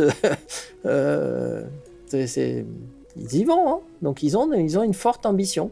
Et je peux vous assurer qu'une fois qu'ils auront trouvé le terrain, ça va être luxe. Et à l'intérieur, il va y avoir du matos de dernière génération. Donc eux, ils vont produire, ça va être du top. Il est arrivé, l'Adobe Premiere Pro optimisé pour les Mac M1. Adobe dit qu'il est 80% plus rapide que son équivalent sous Intel. On attend maintenant une bêta publique d'After Effects pour M1, elle devrait arriver plus tard dans l'année. Illustrator, InDesign et Lightroom Classic sont déjà dispo en version M1 depuis le mois dernier.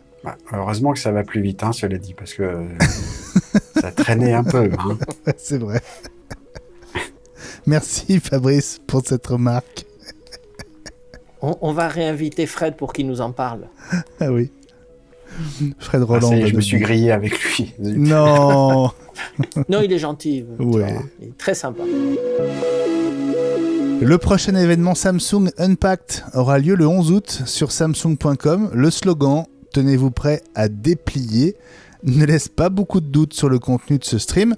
La troisième génération des smartphones pliables de Samsung, à savoir le Galaxy Z Fold 3 et le Galaxy Z Flip 3, devrait être annoncée. On attend aussi la quatrième génération de la Galaxy Watch, la montre connectée de Samsung, qui pourrait embarquer le nouveau système unifié baptisé Wear, qui a été développé avec Google et qui a été annoncé à la dernière Google I.O.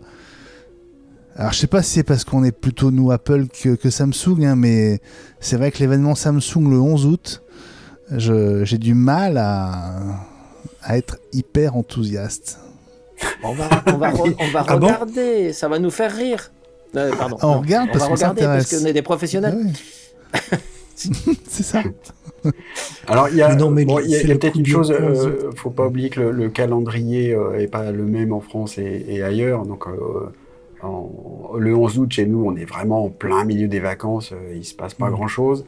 Aux États-Unis et ailleurs, c'est pas tout à fait pareil. Donc je pense que ceci explique cela. Ça permet d'occuper le terrain dans un moment un peu plus calme.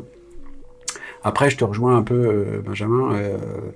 L'événement Samsung, bon, moi je reste très perplexe sur les téléphones pliables. J'avoue que j'ai un peu de mal à comprendre. Ça implique des écrans qui sont donc encore en plastique. Et il faut juste se rappeler de l'effet que ça fait quand on met le doigt sur un revêtement écran en plastique, quand on veut protéger son iPhone avec ou son smartphone. C'est quand même beaucoup moins agréable et c'est le cas de ces téléphones pliables. Ouais. Donc c'est moins agréable, c'est fragile, je comprends pas. Moi, je crois pas que ça sera un énorme succès. En plus, ils sont très épais. Moi, je crois plus à un système. Vous savez que moi, j'adore les films de science-fiction et en particulier, je suis resté très marqué par comment s'appelle ce film ? Évidemment, oubliez le nom. Minority Report. Pardon ? Minority Report. Non, c'était pas celui-là. C'est comment il s'appelle ? Planète interdite. Qui se passe sur Pandora avec des êtres bleus très grands. Avatar. Pardon. Avatar. Donc Avatar, ça, quand on voit ces tablettes en fait qu'on déplie, qu'on rallonge, mais en fait c'est un écran étirable. Oui, et Apple a un brevet enroulable. sur un écran d'étirable. Donc ça veut dire que si on a besoin de voir un plus grand, en fait on l'élargit, ce qui permet de peut-être consulter une carte ou de regarder une photo en grand. Et ensuite ça se replie à l'intérieur. Donc ça j'y crois. Un truc pliable, j'y crois moins. Maintenant, peut-être qu'il faudra quelques années, ou alors il faut que ce soit James Cameron qui vienne au studio de design Apple leur donner quelques cours. Bon, Netflix veut s'attaquer à Apple Arcade en proposant des jeux à ses abonnés à son tour, Ellie. Bah écoute, oui. Ils ont annoncé ça. On ne sait pas très bien comment ça va se passer, mais ça y est, un acteur de plus. Ils se sont dit, bah, si Apple peut le faire, nous on peut le faire. Hein. Donc ils veulent proposer donc, des jeux pour appareils mobiles et qui seraient gratuits pour tous les abonnés de Netflix. Tant qu'à faire, vous payez déjà des sommes confondantes pour avoir la 4K sur Netflix tous les mois. Eh ben, on vous offre quelques jeux parce que c'est bien. Donc si les jeux sont bien, on va les essayer. Mais moi, je ne suis pas un très grand joueur. Donc j'ai lu l'information avec intérêt en me disant que ça allait plaire à des tas de gens. Moi-même, Apple Arcade, je ne l'utilise pas parce que je joue jamais. J'ai une PlayStation 5 parce que je voulais être le premier à l'avoir. Je l'ai eu le premier jour et je l'ai allumé 3 fois. Mais c'est juste parce que je démarre un jeu, ça me plaît. Puis après, je vois jouer des jeunes ou voire même mes enfants et ils font des choses que je suis tellement loin de faire que ça me décourage et j'abandonne jusqu'à la PlayStation 6, je pense. Non, ce que je trouve intéressant là-dedans, c'est que il me semble qu'on ne sait pas encore exactement comment ça va se passer. Est-ce qu'on va télécharger des jeux ? Est-ce qu'on va jouer en streaming ? Et là, il y a un côté, la transformation du marché du jeu est vraiment intéressante. Il y a Stevia, je crois que c'est comme ça s'appelle, Stravia, Google, pardon, ouais. de Google pour faire Stadia, ouais. Voilà, il y a xCloud Gaming, Ouais. Netflix. Alors Netflix sait faire du streaming, mais est-ce qu'ils savent faire du streaming avec un temps de latence très très bas ? C'est pas facile. Et du coup, c'est intéressant. C'est vraiment très flou parce que c'est pour appareil mobile, mais si c'est pour télécharger, il faut que les jeux soient compatibles avec l'appareil mobile sur lesquels ils sont téléchargés. Si c'est du streaming, ça n'a pas d'importance. Il suffit d'avoir un écran connecté à Internet. Et donc et quand on est Netflix et qu'on a le poids de Netflix, arriver sur un marché comme ça, ou l'un ou l'autre, ou peut-être les deux, on verra bien, ça a de quoi faire mal quand même, parce que Stravia et Xbox Cloud et machin, ça n'a pas vraiment démarré, quoi. Donc, je trouve ça vraiment intéressant. Je suis pas joueur non plus, mais ça me fascine. Ouais. Pour l'instant, il donne pas de détails. Il y a deux trucs, c'est asséché pour moi, hein,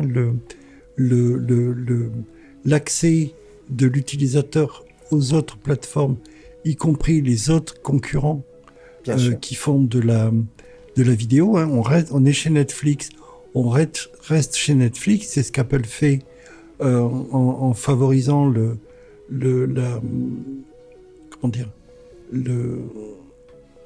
la fidélité à la plateforme. Mais ça pose un problème en termes écologique. Je voulais en parler, j'ai pas eu le temps, enfin ça faisait énorme. Mais plus on utilise le streaming, et plus on consomme de la bande passante, de la ressource, de l'électricité. C'est pas extrêmement bon pour le bilan carbone de l'utilisateur final, quoi. C'est une question aussi à se poser. L'avant-dernière news du jour, ce sont les constructeurs auto qui se préparent pour Car-Key, Ellie. Oui, donc on s'est rendu compte qu'effectivement Apple avait annoncé ça, mais que ce n'était pas arrivé. Et dans la dernière bêta, en fait, d'iOS 15, ça y est, Car-Key apparaît. Et pour l'instant, d'après ce qu'on sait, BMW sont prêts. Apple les a utilisés comme plateforme de démonstration. Donc, eux sortiront quelque chose dès qu'iOS sera prêt, BMW sera prêt. Et on attend les autres constructeurs qui ont tous manifesté de l'intérêt, mais personne n'a annoncé pour l'instant de date. Donc, pour l'instant, c'est les constructeurs automobiles BMW attendent de Car-Key et ça va être sympa parce qu'il y a cette authentification, ce fait de prêter une clé, par exemple dans un valet parking, je ne sais plus comment on appelle ça en France, donc pendant le temps d'un dîner. Un voiturier. Un voiturier, oui, des fois les mots m'échappent. C'est comme ça. Rappelle-nous le principe, juste en un mot de Car-Key, Ellie. En fait, Car-Key est une extension qui permet en fait de déverrouiller sa voiture en utilisant son iPhone, voire son Apple Watch, de façon sécurisée. Et on peut, par exemple, faire un prêt d'une clé temporaire, par exemple, à un membre de sa famille, à effectivement un voiturier, en mettant une limite de distance et de durée. Donc, si vous avez oublié vos clés, si vous avez votre iPhone, vous pouvez démarrer votre voiture et rouler avec. Donc, il y a un certain nombre de choses sympathiques. Pour les voitures, une fois qu'elles seront automatiques et autonomes, ce qui va arriver dans encore quelques années, ça pourrait être pratique. On pourrait envoyer la voiture se garer toute seule ou la rappeler, tout ça avec son téléphone. Donc, c'est bien qu'Apple s'intéresse à ça, et puis encore une fois, eux ils insistent beaucoup sur le côté sécuritaire, hein, ce qui ne veut pas dire que Pegasus pourra vous piquer votre voiture à distance et partir avec, mais on va savoir. Pas de savoir. C'est jamais. C'est utile pour le marché américain où les parents ont conduit à partir de l'âge de 16 ans, oui. Et les parents prêtent la voiture familiale pour la soirée sous condition. Enfin, c'est. Et puis, d'ailleurs, ça peut être drôle parce qu'ils peuvent dire « Je te donne une clé valable jusqu'à minuit. Si tu n'es pas revenu à la maison, ta voiture, elle ne marchera pas. » Il faut l'appeler Pumpkin, l'application. Exactement.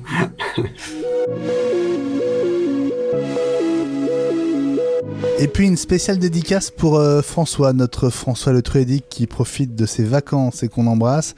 Les produits Aqara disponibles dans les Apple Store, y compris en France, Ellie. Oui, je suis allé vérifier, hein, donc pas que ça me passionne d'acheter des produits dans l'Apple Store, vous le savez, mais je voulais vérifier que l'information était vraie, et donc oui, je suis allé me connecter, et donc Aqara, je vous rappelle, c'est ces produits que François importe à grands frais par AliExpress de Chine et qui permettent d'avoir tout ce qui est domotique comme kit, à partir du moment où on a installé le bridge, a des prix très intéressants. Donc il y a des caméras, des détecteurs d'ouverture, des thermostats. Enfin, François nous en a parlé, sauf que lui, à chaque fois, il passe par AliExpress. Et ben maintenant, ceux qui ne veulent pas tenter l'aventure de l'importation peuvent acheter désormais sur l'Apple Store français, peut-être plus tard chez d'autres revendeurs, on ne sait jamais.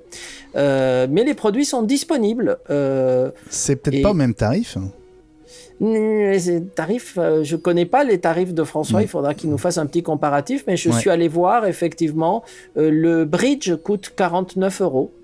Donc, c'est celui qui permet de connecter les appareils. Après, j'ai vu des détecteurs. La caméra me semblait pas très chère et j'ai vu des détecteurs. Ça me semble, en tout cas, moins cher que ce qu'on trouve aujourd'hui chez les fabricants européens connus. Dans un instant, on va revenir sur les quelques rumeurs de la semaine, mais un mot sur les mises à jour. Pas mal d'actu cette semaine de ce côté-là aussi, avec évidemment en premier lieu la version 14.7 d'iOS qui est arrivée en version finale. Alors qu'est-ce qu'on fait, Ellie ? Qu'est-ce qu'elle apporte et qu'est-ce qu'on fait ? Alors, je l'ai téléchargé. Docteur Ellie. Je l'ai téléchargé. J'ai fait bien sûr un backup. J'ai suivi toutes mes auto-procédures de sécurité. Je l'ai téléchargé, j'ai cherché les différences, je n'en ai pas trouvé. Donc je suis allé regarder que fait la 14.7. Et en fait, ça supporte la batterie MagSafe Apple. Donc si vous avez acheté cette batterie ou si vous voulez l'acheter, il faut que vous soyez en 14.7, sinon ça ne marche pas. Et puis, peut-être qu'il y a des choses en sécurité, peut-être liées à l'affaire Pegasus, on ne sait pas. Mais Apple n'en parle pas. Mais en tout cas, la seule chose qu'ils disent, c'est amélioration des performances et de la sécurité et support de la batterie MagSafe. Donc voilà. Et, ils ont profité pour sortir en même temps un tvOS 14.7 que j'ai installé aussi. Je n'ai vu aucune différence. Et je ne pense pas qu'on arrivera à coller une batterie sur un Apple TV. Donc, donc je ne sais pas ce que ça fait de plus. Fabrice, est-ce que tu crois que Apple communiquerait sur le fait de colmater la brèche Pegasus si c'était le cas avec la 14.7 ? Est-ce qu'il le dirait ? Non, je crois pas. C'est un peu tôt en fait. Je pense qu'on sait pas tout. Apple, j'espère, on sait un peu plus que nous. Mais la 14.7 en plus est en bêta depuis quelques temps déjà. Donc qui travaille dessus naturellement, qui communique dessus, non, parce que ce serait tellement risqué si jamais. C'est un peu comme le bug de print spooler là, de Windows. Je sais pas si vous avez suivi ça, mais sur Windows, là, il y a un vrai gros bug sur l'impression. Et du coup, ils ont dit ouais, c'est bon, c'est fait, c'est colmaté. Puis le jour d'après, en fait, ça l'était pas. Alors du coup, ça, c'est pas le jour d'Apple de faire ça. Donc ils vont rien dire. Non, ils diront rien. Je pense. Ouais. Je suis peut-être un peu chafouin, mais si je colmatais des brèches de sécurité, je laisserais les autres chercher un peu avant de me vanter, quoi. Je les laisserais chercher un peu, voir s'il y a quelque chose de changé, plutôt que de leur dire, leur indiquer directement où chercher. Mise à jour aussi pour le HomePod, Ellie ? Oui, a priori, c'est une mise à jour qui vous permet maintenant de gérer les timers, en fait, donc les minuteurs en français, depuis l'application maison. Et ça, c'est plutôt bien. Vous savez que dans le HomePod, moi, je l'utilise tous les jours. Mon HomePod mini, je lui dis, lance un minuteur de 12 minutes pour cuire mes pâtes. Comme ça, je ne les rate pas. Et différentes choses comme ça. Et donc, si en plus, des fois, il faut lui poser la question, dès qu'on lance un minuteur sur le HomePod, il faut lui dire... Dis machin, combien de temps reste-t-il dans le minuteur ? Et si on en a lancé 2 ou 3, dans le minuteur numéro 1, numéro 2. Donc si dans l'application maison, on a les minuteurs et qu'on peut voir le temps qui reste, voir le moduler, c'est quand même utile. Voilà, donc c'est bien. Et puis, alors qu'on est en train d'enregistrer cet épisode 48, la mise à jour 11.5 de Big Sur est arrivée, Fabrice. Et oui, pendant qu'on parlait, effectivement, sur mon Mac, il faut télécharger presque 3 gigas. Et voilà ce que dit la mise à jour. Inclut l'amélioration suivante pour votre Mac. L'onglet bibliothèque de podcast vous permet de choisir si vous souhaitez afficher tous les podcasts ou uniquement ceux que vous suivez. Il y a d'autres choses à faire pour les podcasts, je dirais, moi, mais bon. Voilà. C'est pas ce problème-là qu'il fallait corriger, effectivement.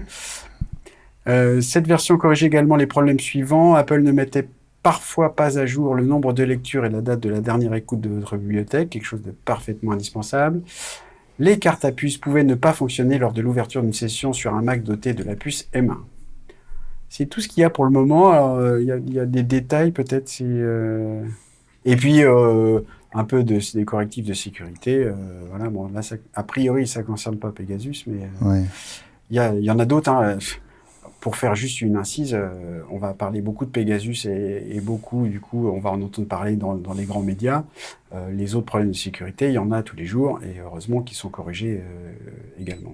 Bien sûr. Bah d'ailleurs, à ce sujet, c'est arrivé un peu trop tard pour que je l'inclue, mais il y a un malware Windows très connu qui vient d'être porté sur Mac qui s'appelle Xloader.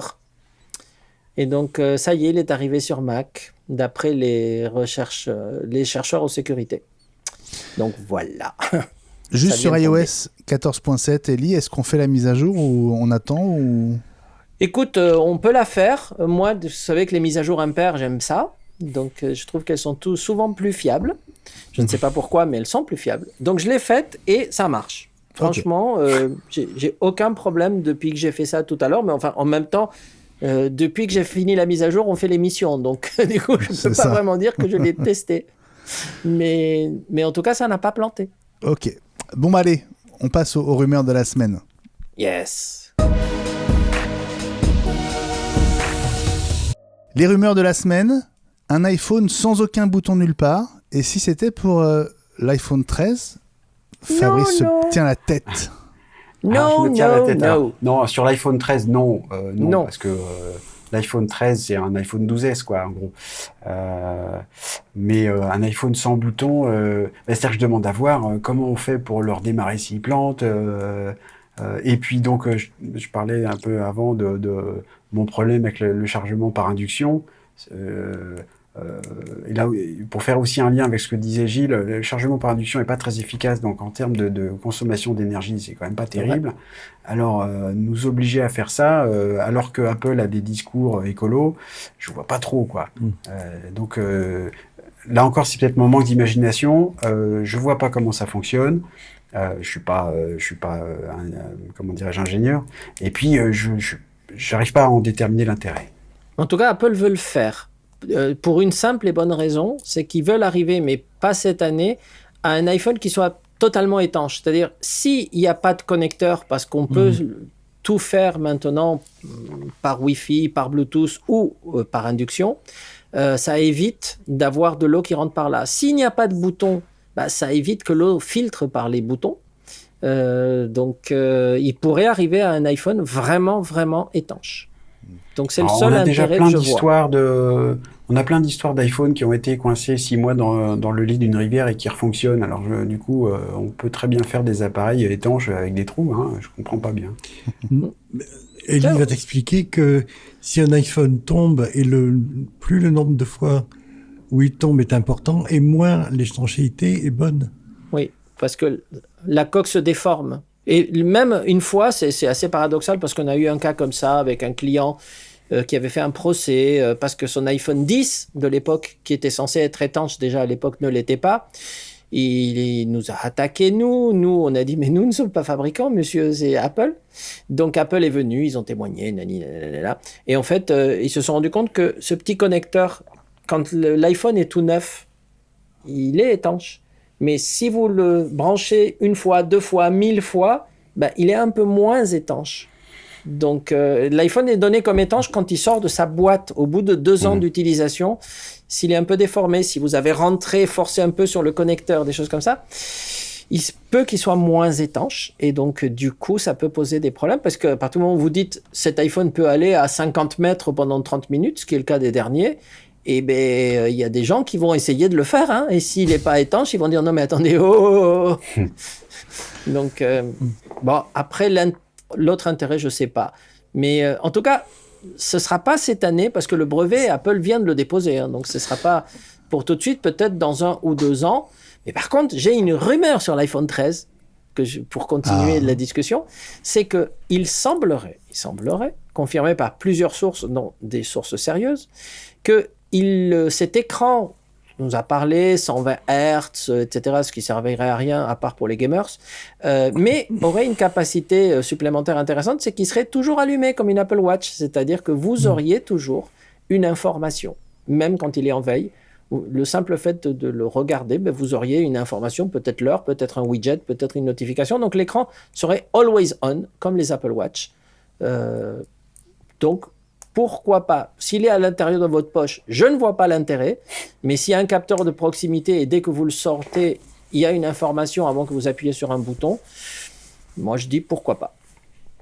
Oui, typiquement, quand on le pose sur une table, peut-être qu'il pourrait utiliser la même technologie effectivement que sur la Watch, qui, quand elle est dans ce mode-là, ne rafraîchit l'écran qu'une fois par seconde, ce qui est très très peu consommateur d'énergie. On peut imaginer plein de choses quand même, du coup, que ça peut rendre service. Mais en tout cas, si c'est le cas pour cette année, on va le voir bientôt. Hein. Donc, bientôt. Faut pas afficher de SMS ou de numéro de téléphone. Je crois pas. Élie, ton client était sur le magasin de Cannes? Non. Donc j'allais dire, on peut brancher un iPhone 1000 fois. Mais non, c'est peut-être un niçois. L'iPhone SE, on parle d'une 3e version pour la première moitié de l'année prochaine. Vous y croyez? Ouais. Oui, parce qu'on y croyait déjà pour cette année, donc il est un peu en retard, on va dire. Oui, alors les informations qu'on a, c'est pas forcément bouleversifiant, mais il y aurait 2 intérêts. Le premier, c'est qu'il y aurait une puce A14, donc c'est déjà mieux que celui d'aujourd'hui, mais surtout qu'il serait 5G. Donc si on a un iPhone à, admettons, 489 €, qui est le prix du SE actuel, qui fait de la 5G, du coup c'est un téléphone 5G pas cher. Alors, pour le reste, il garderait le bouton, il garderait un écran 4 pouces 7, donc il ne viendrait pas chatouiller le haut de gamme des iPhone 13, puisqu'on ne sera pas à ce moment-là au 14. Mais écoute, de la 5G aux environs de 400 et quelques euros, oui, il y a un intérêt. À 14, Elie, mais on parle aussi d'une puce à 15, carrément, dans le prochain SE. C'est pour ça qu'on est dans les rumeurs. Hein. Donc, suivant les sites, c'est soit à 14, soit à 15. Parfait. Voilà, mais ça semblerait logique que pour l'an prochain, ça soit plutôt une A15. Hein. Il y a une question. Qu'est-ce qu'Apple va faire de son iPhone peut-être 13 mini putatif, sachant que le 12 mini, c'était pas extrêmement bien vendu non plus. Donc, on a l'assurance qu'Apple fabriquera un iPhone 13 mini, mais qu'ils arrêteront là. C'est-à-dire qu'il n'y aura pas un 14, etc. Ils trouvent que le marché n'a pas répondu favorablement, mais ils étaient trop engagés vis-à-vis du 13, donc il y aura un 13 mini. J'ai vu passer ils peuvent le repricer. S'ils le mettaient moins cher, ils se vendraient plus. Ouais. Ou s'ils amélioraient la batterie. Ce qu'on a reproché, et je pense que c'est un tout petit peu notre faute au sens large à tous les commentateurs de l'actu et en particulier à la presse écrite et aux grands sites de news, tout le monde a tué l'iPhone 12 mini en disant il est plus petit, la batterie tient moins longtemps. Donc les gens ont retenu l'iPhone mini n'est pas bon parce que la batterie tient moins longtemps. Et les chiffres disent ça, c'est la vérité. Puisqu'il est plus petit, la batterie est plus petite et il tient moins longtemps. Je crois que c'est 1 à 2 heures suivant l'utilisation, de moins qu'un iPhone 12 Pro. Mais est-ce que c'est pas suffisant pour certaines personnes? Moi, à chaque fois que je le tiens en main, je trouve que la taille est géniale, l'écran est OLED, il est 5G. Il mérite pas ce désamour qu'il y a eu de la part du public, mais c'est comme ça. Il y a des produits, quand ils ont une mauvaise réputation au lancement, c'est difficile après de l'arranger.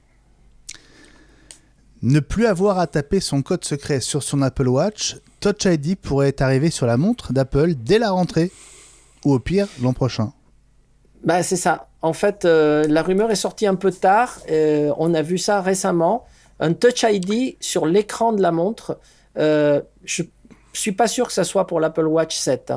Mais en tout cas, peut-être pour la 8, oui, puisque ça arrivera au même moment où le Touch ID écran arrivera sur l'iPhone en plus de Face ID. Donc pas sur le modèle de cette année, mais sur celui de l'an prochain. Donc ça pourrait coïncider, la technologie pourrait être utilisée dans les deux produits en même temps. En termes d'usage, c'est intéressant, mais sur la Watch, on tape son code quand même beaucoup moins souvent, puisqu'elle reste, elle reste déverrouillée tant qu'on la porte. C'est comme ça que ça protège Apple Pay, etc. Oui. Donc, il y a quand même beaucoup moins de moments où on a besoin de taper son code. Donc, le surcoût de mettre un Touch ID dessus, je comprends pas à quoi ça sert, en fait. Ben, moi non plus, mais si la technologie est là, ils se sont dit, bon, on va le mettre parce qu'il faut bien qu'on trouve une fonctionnalité pour l'Apple Watch nouvelle qui donnera envie aux gens de l'acheter. Donc, En termes d'image, oui. après, c'est vrai ce que tu as dit. En plus, avec iOS 14.5, tu as vu que l'iPhone déverrouille l'Apple Watch. Donc, suivant comment tu la mets, tu n'as même plus besoin de taper le code si tu l'enlèves et que tu la remets si tu as ton iPhone à côté. Oui, ça c'est même avant. Maintenant, c'est la Watch qui déverrouille le téléphone. Ça fait dans les deux sens maintenant. Voilà, ça fait dans les deux sens. Donc, je sais pas. Bon. Et puis, la production de masse des AirPods 3, troisième génération, commencerait dans quelques jours, au mois d'août. Oui, et il commence à y avoir même des rendus assez bien faits. Ça ressemblerait vraiment à des AirPods Pro, mais sans la réduction de bruit. Et une production de masse pour le mois d'août voudrait dire une sortie fin septembre, début octobre, en même temps que les iPhones, donc c'est cohérent. Je me trompe ou ça a un look d'AirPod Pro, mais sans les embouts souples? C'est ça, c'est exactement ça. C'est ça, c'est exactement ça. Les embouts. Parce que les embouts souples servent à faire l'équalisation de l'oreille pour la réduction de bruit. Alors du coup, je me demande comment ça va tenir dans l'oreille. Ça, c'est une autre question. Encore un test à venir. Eh oui. On va pas arrêter. Bon, on vous en parle depuis plusieurs semaines. C'était encore l'objet du test de la semaine jeudi dernier. Le lossless audio, on veut tous en profiter, mais ça n'est pas si évident parce qu'il faut l'activer et le paramétrer. À tout de suite avec toi, Gilles, pour le tuto audio de la semaine. Apple a donc annoncé à la mi-mai 2 nouveaux formats de fichiers sur Apple Music, l'audio spatial et l'Apple Lossless. Gilles, tu souhaitais revenir sur ces formats pour ce tuto audio de la semaine après ton test de vendredi dernier, d'autant que c'est une option qui n'est pas activée par défaut et qui nécessite une petite intervention de la part de chacun d'entre nous. Oui, pour être tout à fait transparent, j'avais eu que 2 petites heures pour vraiment préparer le test la semaine dernière, parce que j'avais oublié d'activer l'option sur l'iPad pour avoir accès à la plus haute qualité, alors que je l'avais fait il y a déjà plusieurs semaines sur le Mac et sur l'iPhone. Je me suis dit que ça pouvait être utile de le rappeler. À présent qu'Apple commence à mettre à dispo un catalogue de fichiers haute qualité plus important depuis quelques jours, et surtout qu'il est important de bien adapter les réglages à sa situation et à son usage. Ouais, parce qu'il y a plusieurs types de réglages, Gilles. Il faut bien se rappeler qu'Apple a annoncé 2 types de formats pour Apple Music. L'audio spatial, qui correspond à l'appellation maison du Dolby Atmos qui est utilisé au cinéma ou pour la vidéo. C'est idéalement destiné aux installations de type home cinéma ou aux enceintes connectées de type Sonos ou HomePod ou HomePod mini, avec un processeur à l'intérieur qui est capable de restituer l'effet de spatialisation, ou alors des écouteurs de type AirPods ou Beats. Et puis il y a l'Apple Lossless, un format audio sans perte, avec plusieurs niveaux de qualité et donc plusieurs niveaux de réglage. On est bien d'accord, Gilles, hein, il s'agit uniquement de l'offre Apple Music en streaming, par abonnement. Oui, le Music Store, tel qu'on le connaît depuis 2004, avec ses achats à la pièce, n'est pas concerné. Il s'agit uniquement du service par abonnement et de la musique au robinet. On peut rappeler que, pour une fois chez Apple, le tout est disponible sans augmentation de prix de l'abonnement. C'est vrai. Et au contraire, ils ont fait baisser les tarifs de la concurrence. C'est pas si souvent. Ouais, c'est vrai. Bon, alors concrètement, comment ça se passe, Gilles ? Alors c'est très simple. Il faut installer la dernière version du système, macOS Big Sur 11.4 sur Mac, ou iOS ou iPadOS 14.6, ou iOS 14.7 si on ne suit pas les conseils d'Eli. Si vous avez fait la mise à jour de votre iPhone dès avant-hier.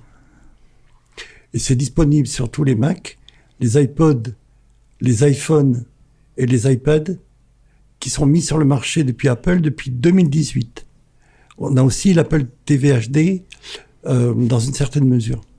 Pour macOS, vous allez dans l'application Musique et dans le menu Musique, vous choisissez l'option Préférences. Pour iOS ou iPadOS, vous allez dans l'application Réglages et vous choisissez Musique dans la liste. Sur iPadOS, c'est immédiatement accessible. Pour iOS sur l'iPhone ou sur l'iPod, il faudra descendre un petit peu plus bas. Sur le Mac, vous choisissez l'onglet Lecture à la droite de la première proposition Réglages. Il y a un sous-menu intitulé Qualité audio avec dans l'ordre une case à cocher Lossless audio et des menus déroulants pour la diffusion et le téléchargement avec un autre menu déroulant sur le Dolby Atmos. En fait, il faudrait faire de la presse écrite, du web pour voir une capture d'écran, c'est extrêmement facile. Dans le menu diffusion, il faut d'abord cocher la case Lossless Audio. On peut ensuite choisir la haute qualité qui est le format habituel de diffusion sur Apple Music. C'est du AAC compressé à 256 kilobits seconde. Il y a le format Lossless Apple de base qui va jusqu'à 24 bits et 48 kHz, c'est-à-dire le format CD un petit peu amélioré. Et on a le fameux format Lossless haute qualité qui lui va jusqu'à 24 bits et 192 kHz. C'est la même chose pour le téléchargement. Ok, donc ça c'était le lossless et maintenant le Dolby Atmos, Gilles? Alors par défaut, pour le Dolby Atmos, l'option automatique est sélectionnée dans le menu déroulant, à la base du sous-menu qualité audio. Que ce soit par Wi-Fi ou par Bluetooth, le système va déterminer automatiquement à quel type d'enceinte il a affaire et il va s'adapter. C'est le plus simple. Sur iOS et sur iPadOS, c'est la même chose et c'est même plus simple. L'option automatique du Dolby Atmos est cochée par défaut et le réglage est accessible sur la première page. Par contre, lorsqu'on va vouloir accéder au format lossless, il faut sélectionner l'option qualité audio dans la liste qui va ensuite donner accès dans la page suivante au même type de choix. Il faut activer le bouton radio Lossless Audio qui permet de choisir entre le format AAC qui est dit haute qualité, le format lossless et le format lossless haute qualité en diffusion et au téléchargement. Comme ça, Gilles, ça me semble affreusement compliqué du côté d'Apple, hein. Fabrice, ça te semble simple, toi? Non, pas vraiment, parce que du coup, en plus, pour les vrais gens, c'est-à-dire pas nous, Oui. dès qu'il y a quelques options comme ça, c'est très compliqué. Quand c'est pas activé par défaut, en général, souvent on n'y va pas. Et si en plus, dans l'option, il y a des sous-options parce qu'il faut choisir une qualité, ça me paraît très très obscur, effectivement. Elie, tu voulais c'est juste dire clairement un fait truc? pour les pinaillards. Ouais. Juste une petite remarque, c'est que si vous n'êtes pas abonné à Apple Music, toutes ces options n'apparaissent d'ailleurs pas, hein. Donc ceux qui les cherchent tout de suite, attention, si vous n'êtes pas abonné, vous ne les verrez pas. Ouais. Bon, Gilles, on n'a pas fini, mais en quoi est-ce que c'est important de choisir la résolution des fichiers qui peut le plus, peut le moins? Autant choisir la meilleure qualité dans tous les cas, non? Tout dépend de la configuration d'utilisation dans laquelle tu te trouves. C'est pas un hasard si c'est un peu plus compliqué d'accéder à Apple Lossless sur ton iPhone ou ton iPad, a priori en situation de mobilité, que sur ton Mac. On a un peu oublié avec le mobile à haut débit, et même très haut débit désormais avec la 5G, mais plus la qualité d'un fichier est bonne, plus son poids est important. Fabrice, Elie, toi ou moi, on est assez vieux pour se souvenir qu'au début d'Internet, ne serait-ce qu'il y a 10 ans, avec le début des smartphones, on était limité par le poids, et donc la qualité des images qu'on mettait en ligne. C'est exactement la même chose pour les fichiers audio. Selon les chiffres d'Apple, un morceau de 3 minutes va peser 6 mégas au format AAC, 36 mégas au format lossless ordinaire et 145 mégas au format lossless haute qualité, qualité maximum. Les forfaits data ont beau être de plus en plus largement comptés par les opérateurs. On peut même en discuter, hein. Mais tu peux imaginer la catastrophe que ça peut représenter en déplacement ou même à l'étranger. C'est la même chose pour le stockage des fichiers. Quand tu vas éventuellement les télécharger, si tu veux les diffuser, déconnecter. Donc, il vaut mieux jouer justement sur les réglages en réservant le lossless haute qualité pour une utilisation résidentielle avec une connexion physique à un DAC et par Ethernet ou à la rigueur par Wi-Fi et se connecter à un Apple Music. On se connecte par Wi-Fi pour le format lossless ordinaire et en situation de mobilité dans la voiture, on se contente du format AAC, d'autant que sur le matériel disponible, le spatial audio fait parfaitement le job. Bon bah écoute, grand merci Gilles, effectivement ça méritait largement ce tuto parce que ça c'est en fait beaucoup plus méandreux que ce que j'imaginais. Donc merci Gilles.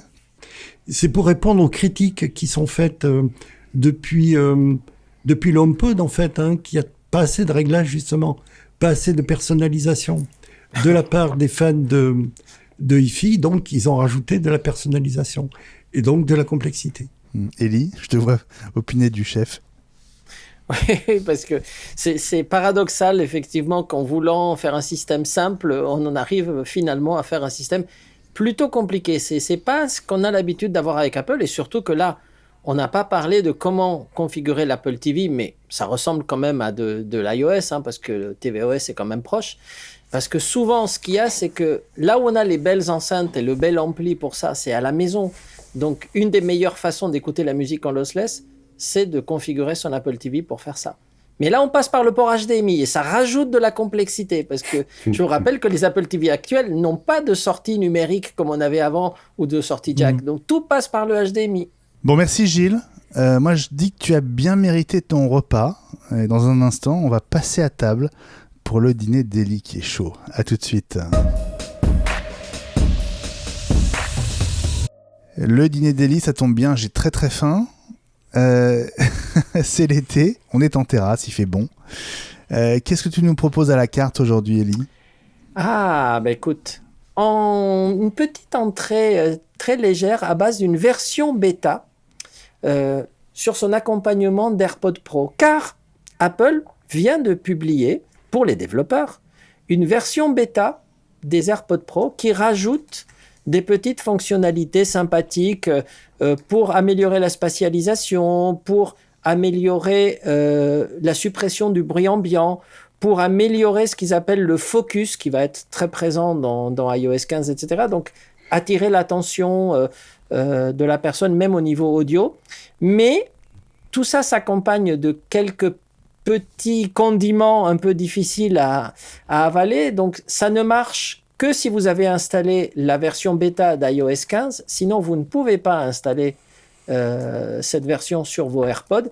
Et Apple précise que cette version ne peut pas être supprimée, c'est-à-dire que si jamais il y avait un bug, vous ne pouvez pas revenir à une version normale, il faudra attendre qu'elle soit en finale. Donc, comme les AirPods, on n'en a pas 2 ou 3 en spare pour pouvoir dire je vais tester sur une unité, etc. Donc, je déconseille de l'utiliser, sauf si vous avez déjà installé iOS 15 sur votre appareil de production, ce que je vous ai toujours déconseillé, mais bon, on ne sait jamais. Et si vous avez envie de faire joujou avec des petits effets nouveaux. Mais bon, voilà, l'info était sympa, donc on sait en tout cas qu'il y aura une nouvelle version pour les AirPods Pro dès iOS 15. Bon, on passe au plat de résistance, Élie. C'est du combien d'ans d'âge ? Alors écoute, là, ça fait des années et des années que ce produit mûrit dans des cuves en chêne, je pense, dans les laboratoires de Cupertino, car il s'agit ni plus ni moins que du nouvel iPad mini 6e génération, dont on vous parle, François et moi, avec des grands soupirs, car on le voudrait tellement et depuis tellement longtemps. Et donc là, on a eu plein de petites rumeurs sympathiques. Donc, figurez-vous que cet iPad 6, il aura une puce... Oui, mini, bien sûr, mini.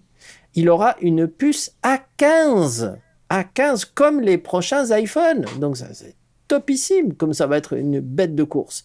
Il y aura aussi un Smart Connector. Donc, ça veut dire qu'il pourra bénéficier d'un Magic Keyboard.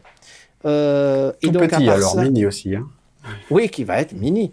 Et donc, en fait, qu'est-ce que je peux vous dire d'autre sur ce merveilleux produit? Il est écran bord à bord comme un iPad Air. Il a Touch ID dans le bouton de mise en marche comme un iPad Air. Il s'appelle d'un nom tout à fait poétique J310.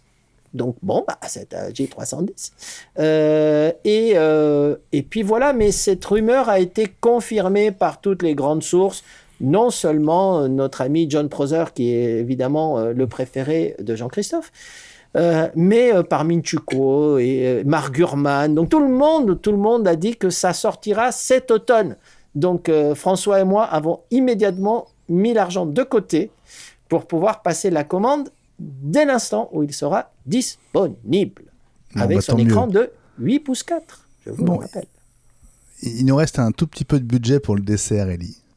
Alors oui, ça c'est une bombe, en fait, qui a un peu de mal à passer pour les possesseurs de Tesla. Vous savez que Tesla, c'est une voiture dont on a beaucoup parlé, que j'ai utilisée pendant longtemps, mais que je n'utilise plus, à cause de petites choses comme celles qui viennent de se passer. Donc, Tesla a annoncé à ses utilisateurs impatients que ça y est, la conduite autonome qu'ils attendent depuis des années et des années et des années, que certains ont payé entre 4 500 et 10 000 $, suivant la version, va être disponible. Alors, d'abord aux États-Unis. En Europe, il va falloir encore patienter parce que les autorités n'ont pas donné l'autorisation.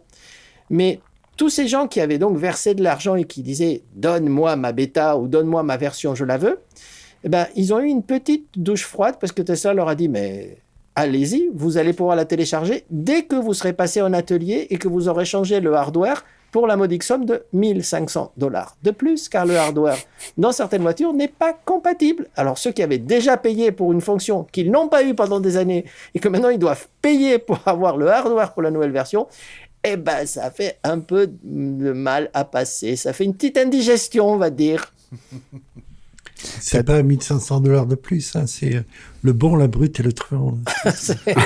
mais ils vont payer. Et encore, moi je déconseille en Europe, puisque de toute façon, les 3/4 des fonctionnalités sont bloquées en Europe, hein, donc malheureusement. Ouais, bon, t'as bien fait de la rendre, Elie. Écoute. Je pense que je ferai plus avec ma prochaine voiture, dont je vous parlerai bientôt, car malheureusement, je ne peux pas vous en parler, car elle vient d'être repoussée à 2022 suite à la pénurie des composants. Non. Bon, on sera encore Hélas. là. On sera encore là. Le vélo, Elie, le vélo. Oui, mais le vélo, il n'y a pas d'écran. Moi, j'ai une voiture avec un grand écran au milieu, avec CarPlay et tout. On va t'arranger ça. Le jour où il y a un vélo avec CarPlay, on verra. Nos coups de cœur de la semaine, je sais pas si Fabrice tu en as un, tu as peut-être 1 ou 2 minutes pour y réfléchir, mais on va commencer par toi, Elie. Tu nous l'as un petit peu dit tout à l'heure. Ouais, mon coup de cœur, c'est Oki, donc l'interface de télévision free que j'ai installé sur mon iPhone et sur mon Apple TV et que j'ai trouvé, parce que j'en ai essayé plein de produits télé, évidemment, MyCanal depuis des années, Molotov, etc. Donc je les connais toutes. Et l'ancienne interface free qui méritait même pas son nom d'interface télé sur des smartphones, puisque c'était développé par des sociétés tierces et ça marchait souvent très mal et avec des lags et une qualité vidéo nulle. Et celle-ci, vous la démarrez et elle est surprenante de vitesse et de qualité, aussi bien sur l'iPhone que sur l'Apple TV. J'ai été bluffé. Dès que vous avez l'image, vous avez la preview instantanément de l'émission en cours. Quand vous passez sur les chaînes, vous zappez d'une chaîne à l'autre et vous avez à chaque fois la preview. Vous pouvez faire des recherches. Franchement, ça marche nickel et le temps de réponse en zapping est instantané. Donc, je trouve l'interface très simple à utiliser, très facile et très, très, très réussie. Super. Donc bravo Free. Bravo Free pour Oki. Gilles, quel est ton coup de cœur de la semaine ? Et pas de spoil, que je ne suis pas encore allé. Comme toi Benjamin, j'ai été voir l'avant-première de Kaamelott. Alors pas de spoil, hein, mais c'est un vrai film. C'est pas un long épisode de série, c'est pas une collection de pastilles comme pouvait être la série quand elle était diffusée sur M6. Vraiment, c'est un vrai film, des superbes images, on en prend plein les yeux. Alors, on l'a vu sur le trailer. Ouais, bonne annonce. Il y a un siège de château. Alors, il n'y a pas de vache qui vole, ni de noix de coco, mais l'esprit est là et c'est presque aussi bon. Monty Python, tu veux dire. Exactement. Moi, mon coup de cœur, c'est Sting dans Kaamelott. Parce qu'il est toujours là où on l'attend pas.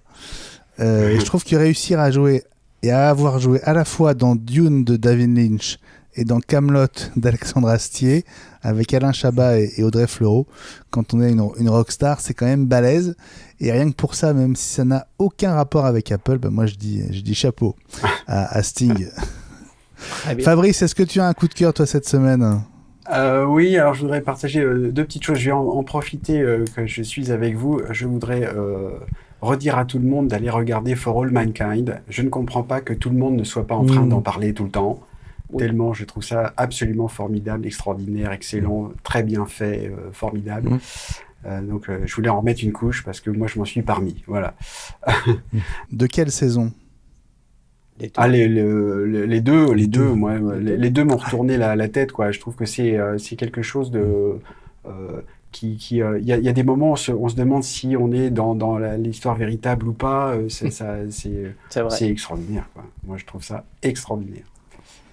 Et puis il y a un truc derrière, quoi. Une vraie réflexion. Ouais. Plus terre à terre, il y a un petit utilitaire que j'utilise tout le temps, que je voulais partager avec vous aussi, qui s'appelle Haze Over, qui veut dire mettre un petit voile, donc ça s'écrit Hazeover. On peut voir ça sur le site hazeover.com et qui corrige un petit défaut, à mon sens, de l'interface de Big Sur, qui est le manque de contraste.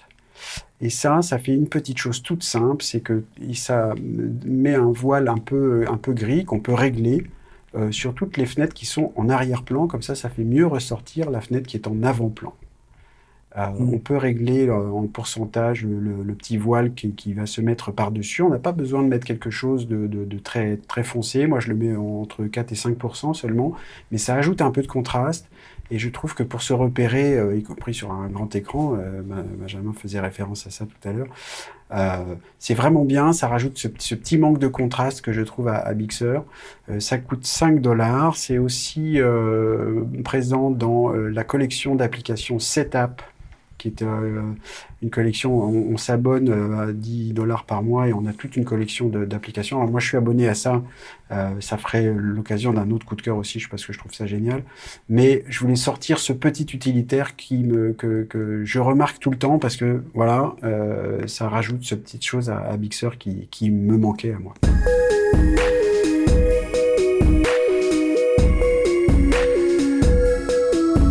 On va prendre l'autoroute, direction l'épisode 49. Ce sera jeudi prochain, nous serons le 29 juillet. Ce sera le dernier épisode avant les 3 best-of de l'été qu'on va vous proposer.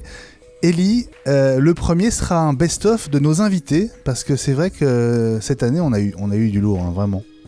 Ah oui, franchement, cette année, on a vraiment été gâtés. On a eu des invités de qualité. Ça a été à chaque fois passionnant. Et je profite déjà pour les remercier tous d'avoir participé à nos émissions, parce qu'on a appris plein de choses. Et la plupart ont été vraiment adorables, gentils, disponibles. Et ça a été super d'être là avec eux. Le deuxième best-of sera dédié à HomeKit. Il rassemblera les meilleures chroniques de François avec Ma Maison Connectée. En tout cas, celles qui sont indispensables pour bien commencer en domotique à la sauce Apple. Ça va être une sorte de formation accélérée, Ellie, en fait. Bah écoute, on peut compter sur François pour nous réinitier à cette domotique AliExpress. Et puis... Mais c'est une bonne initiation. Voilà. Donc je pense que ça va être très sympa. Vous avez Pegasus, vous allez adorer AliExpress. Oui. Et puis le troisième best-of sera un vrai best-of de tout le reste, les moments qu'on a préférés depuis l'été dernier, des keynotes bien sûr, mais aussi des moments plus inattendus, drôles ou sympas, parce qu'il s'est passé plein de choses depuis un an, Ellie, dans Eric. Oui, mais moi, tant que tu me sors pas un bêtisier, ça me va. Hein, parce qu'il y a eu plein de moments, mais des bêtisiers, il y en a eu aussi. Non, là, c'est juste le best-of. En tout cas, on comptera aussi sur vous jusqu'après le 15 août. Et puis, on sera de retour dans la deuxième quinzaine du mois d'août pour démarrer sur la saison 2 d'iWeek, la semaine Apple, le podcast. Merci Gilles d'avoir été là. Merci pour ta présence, toujours chaleureuse et super amicale. C'est avec plaisir. Plaisir partagé, tu le sais.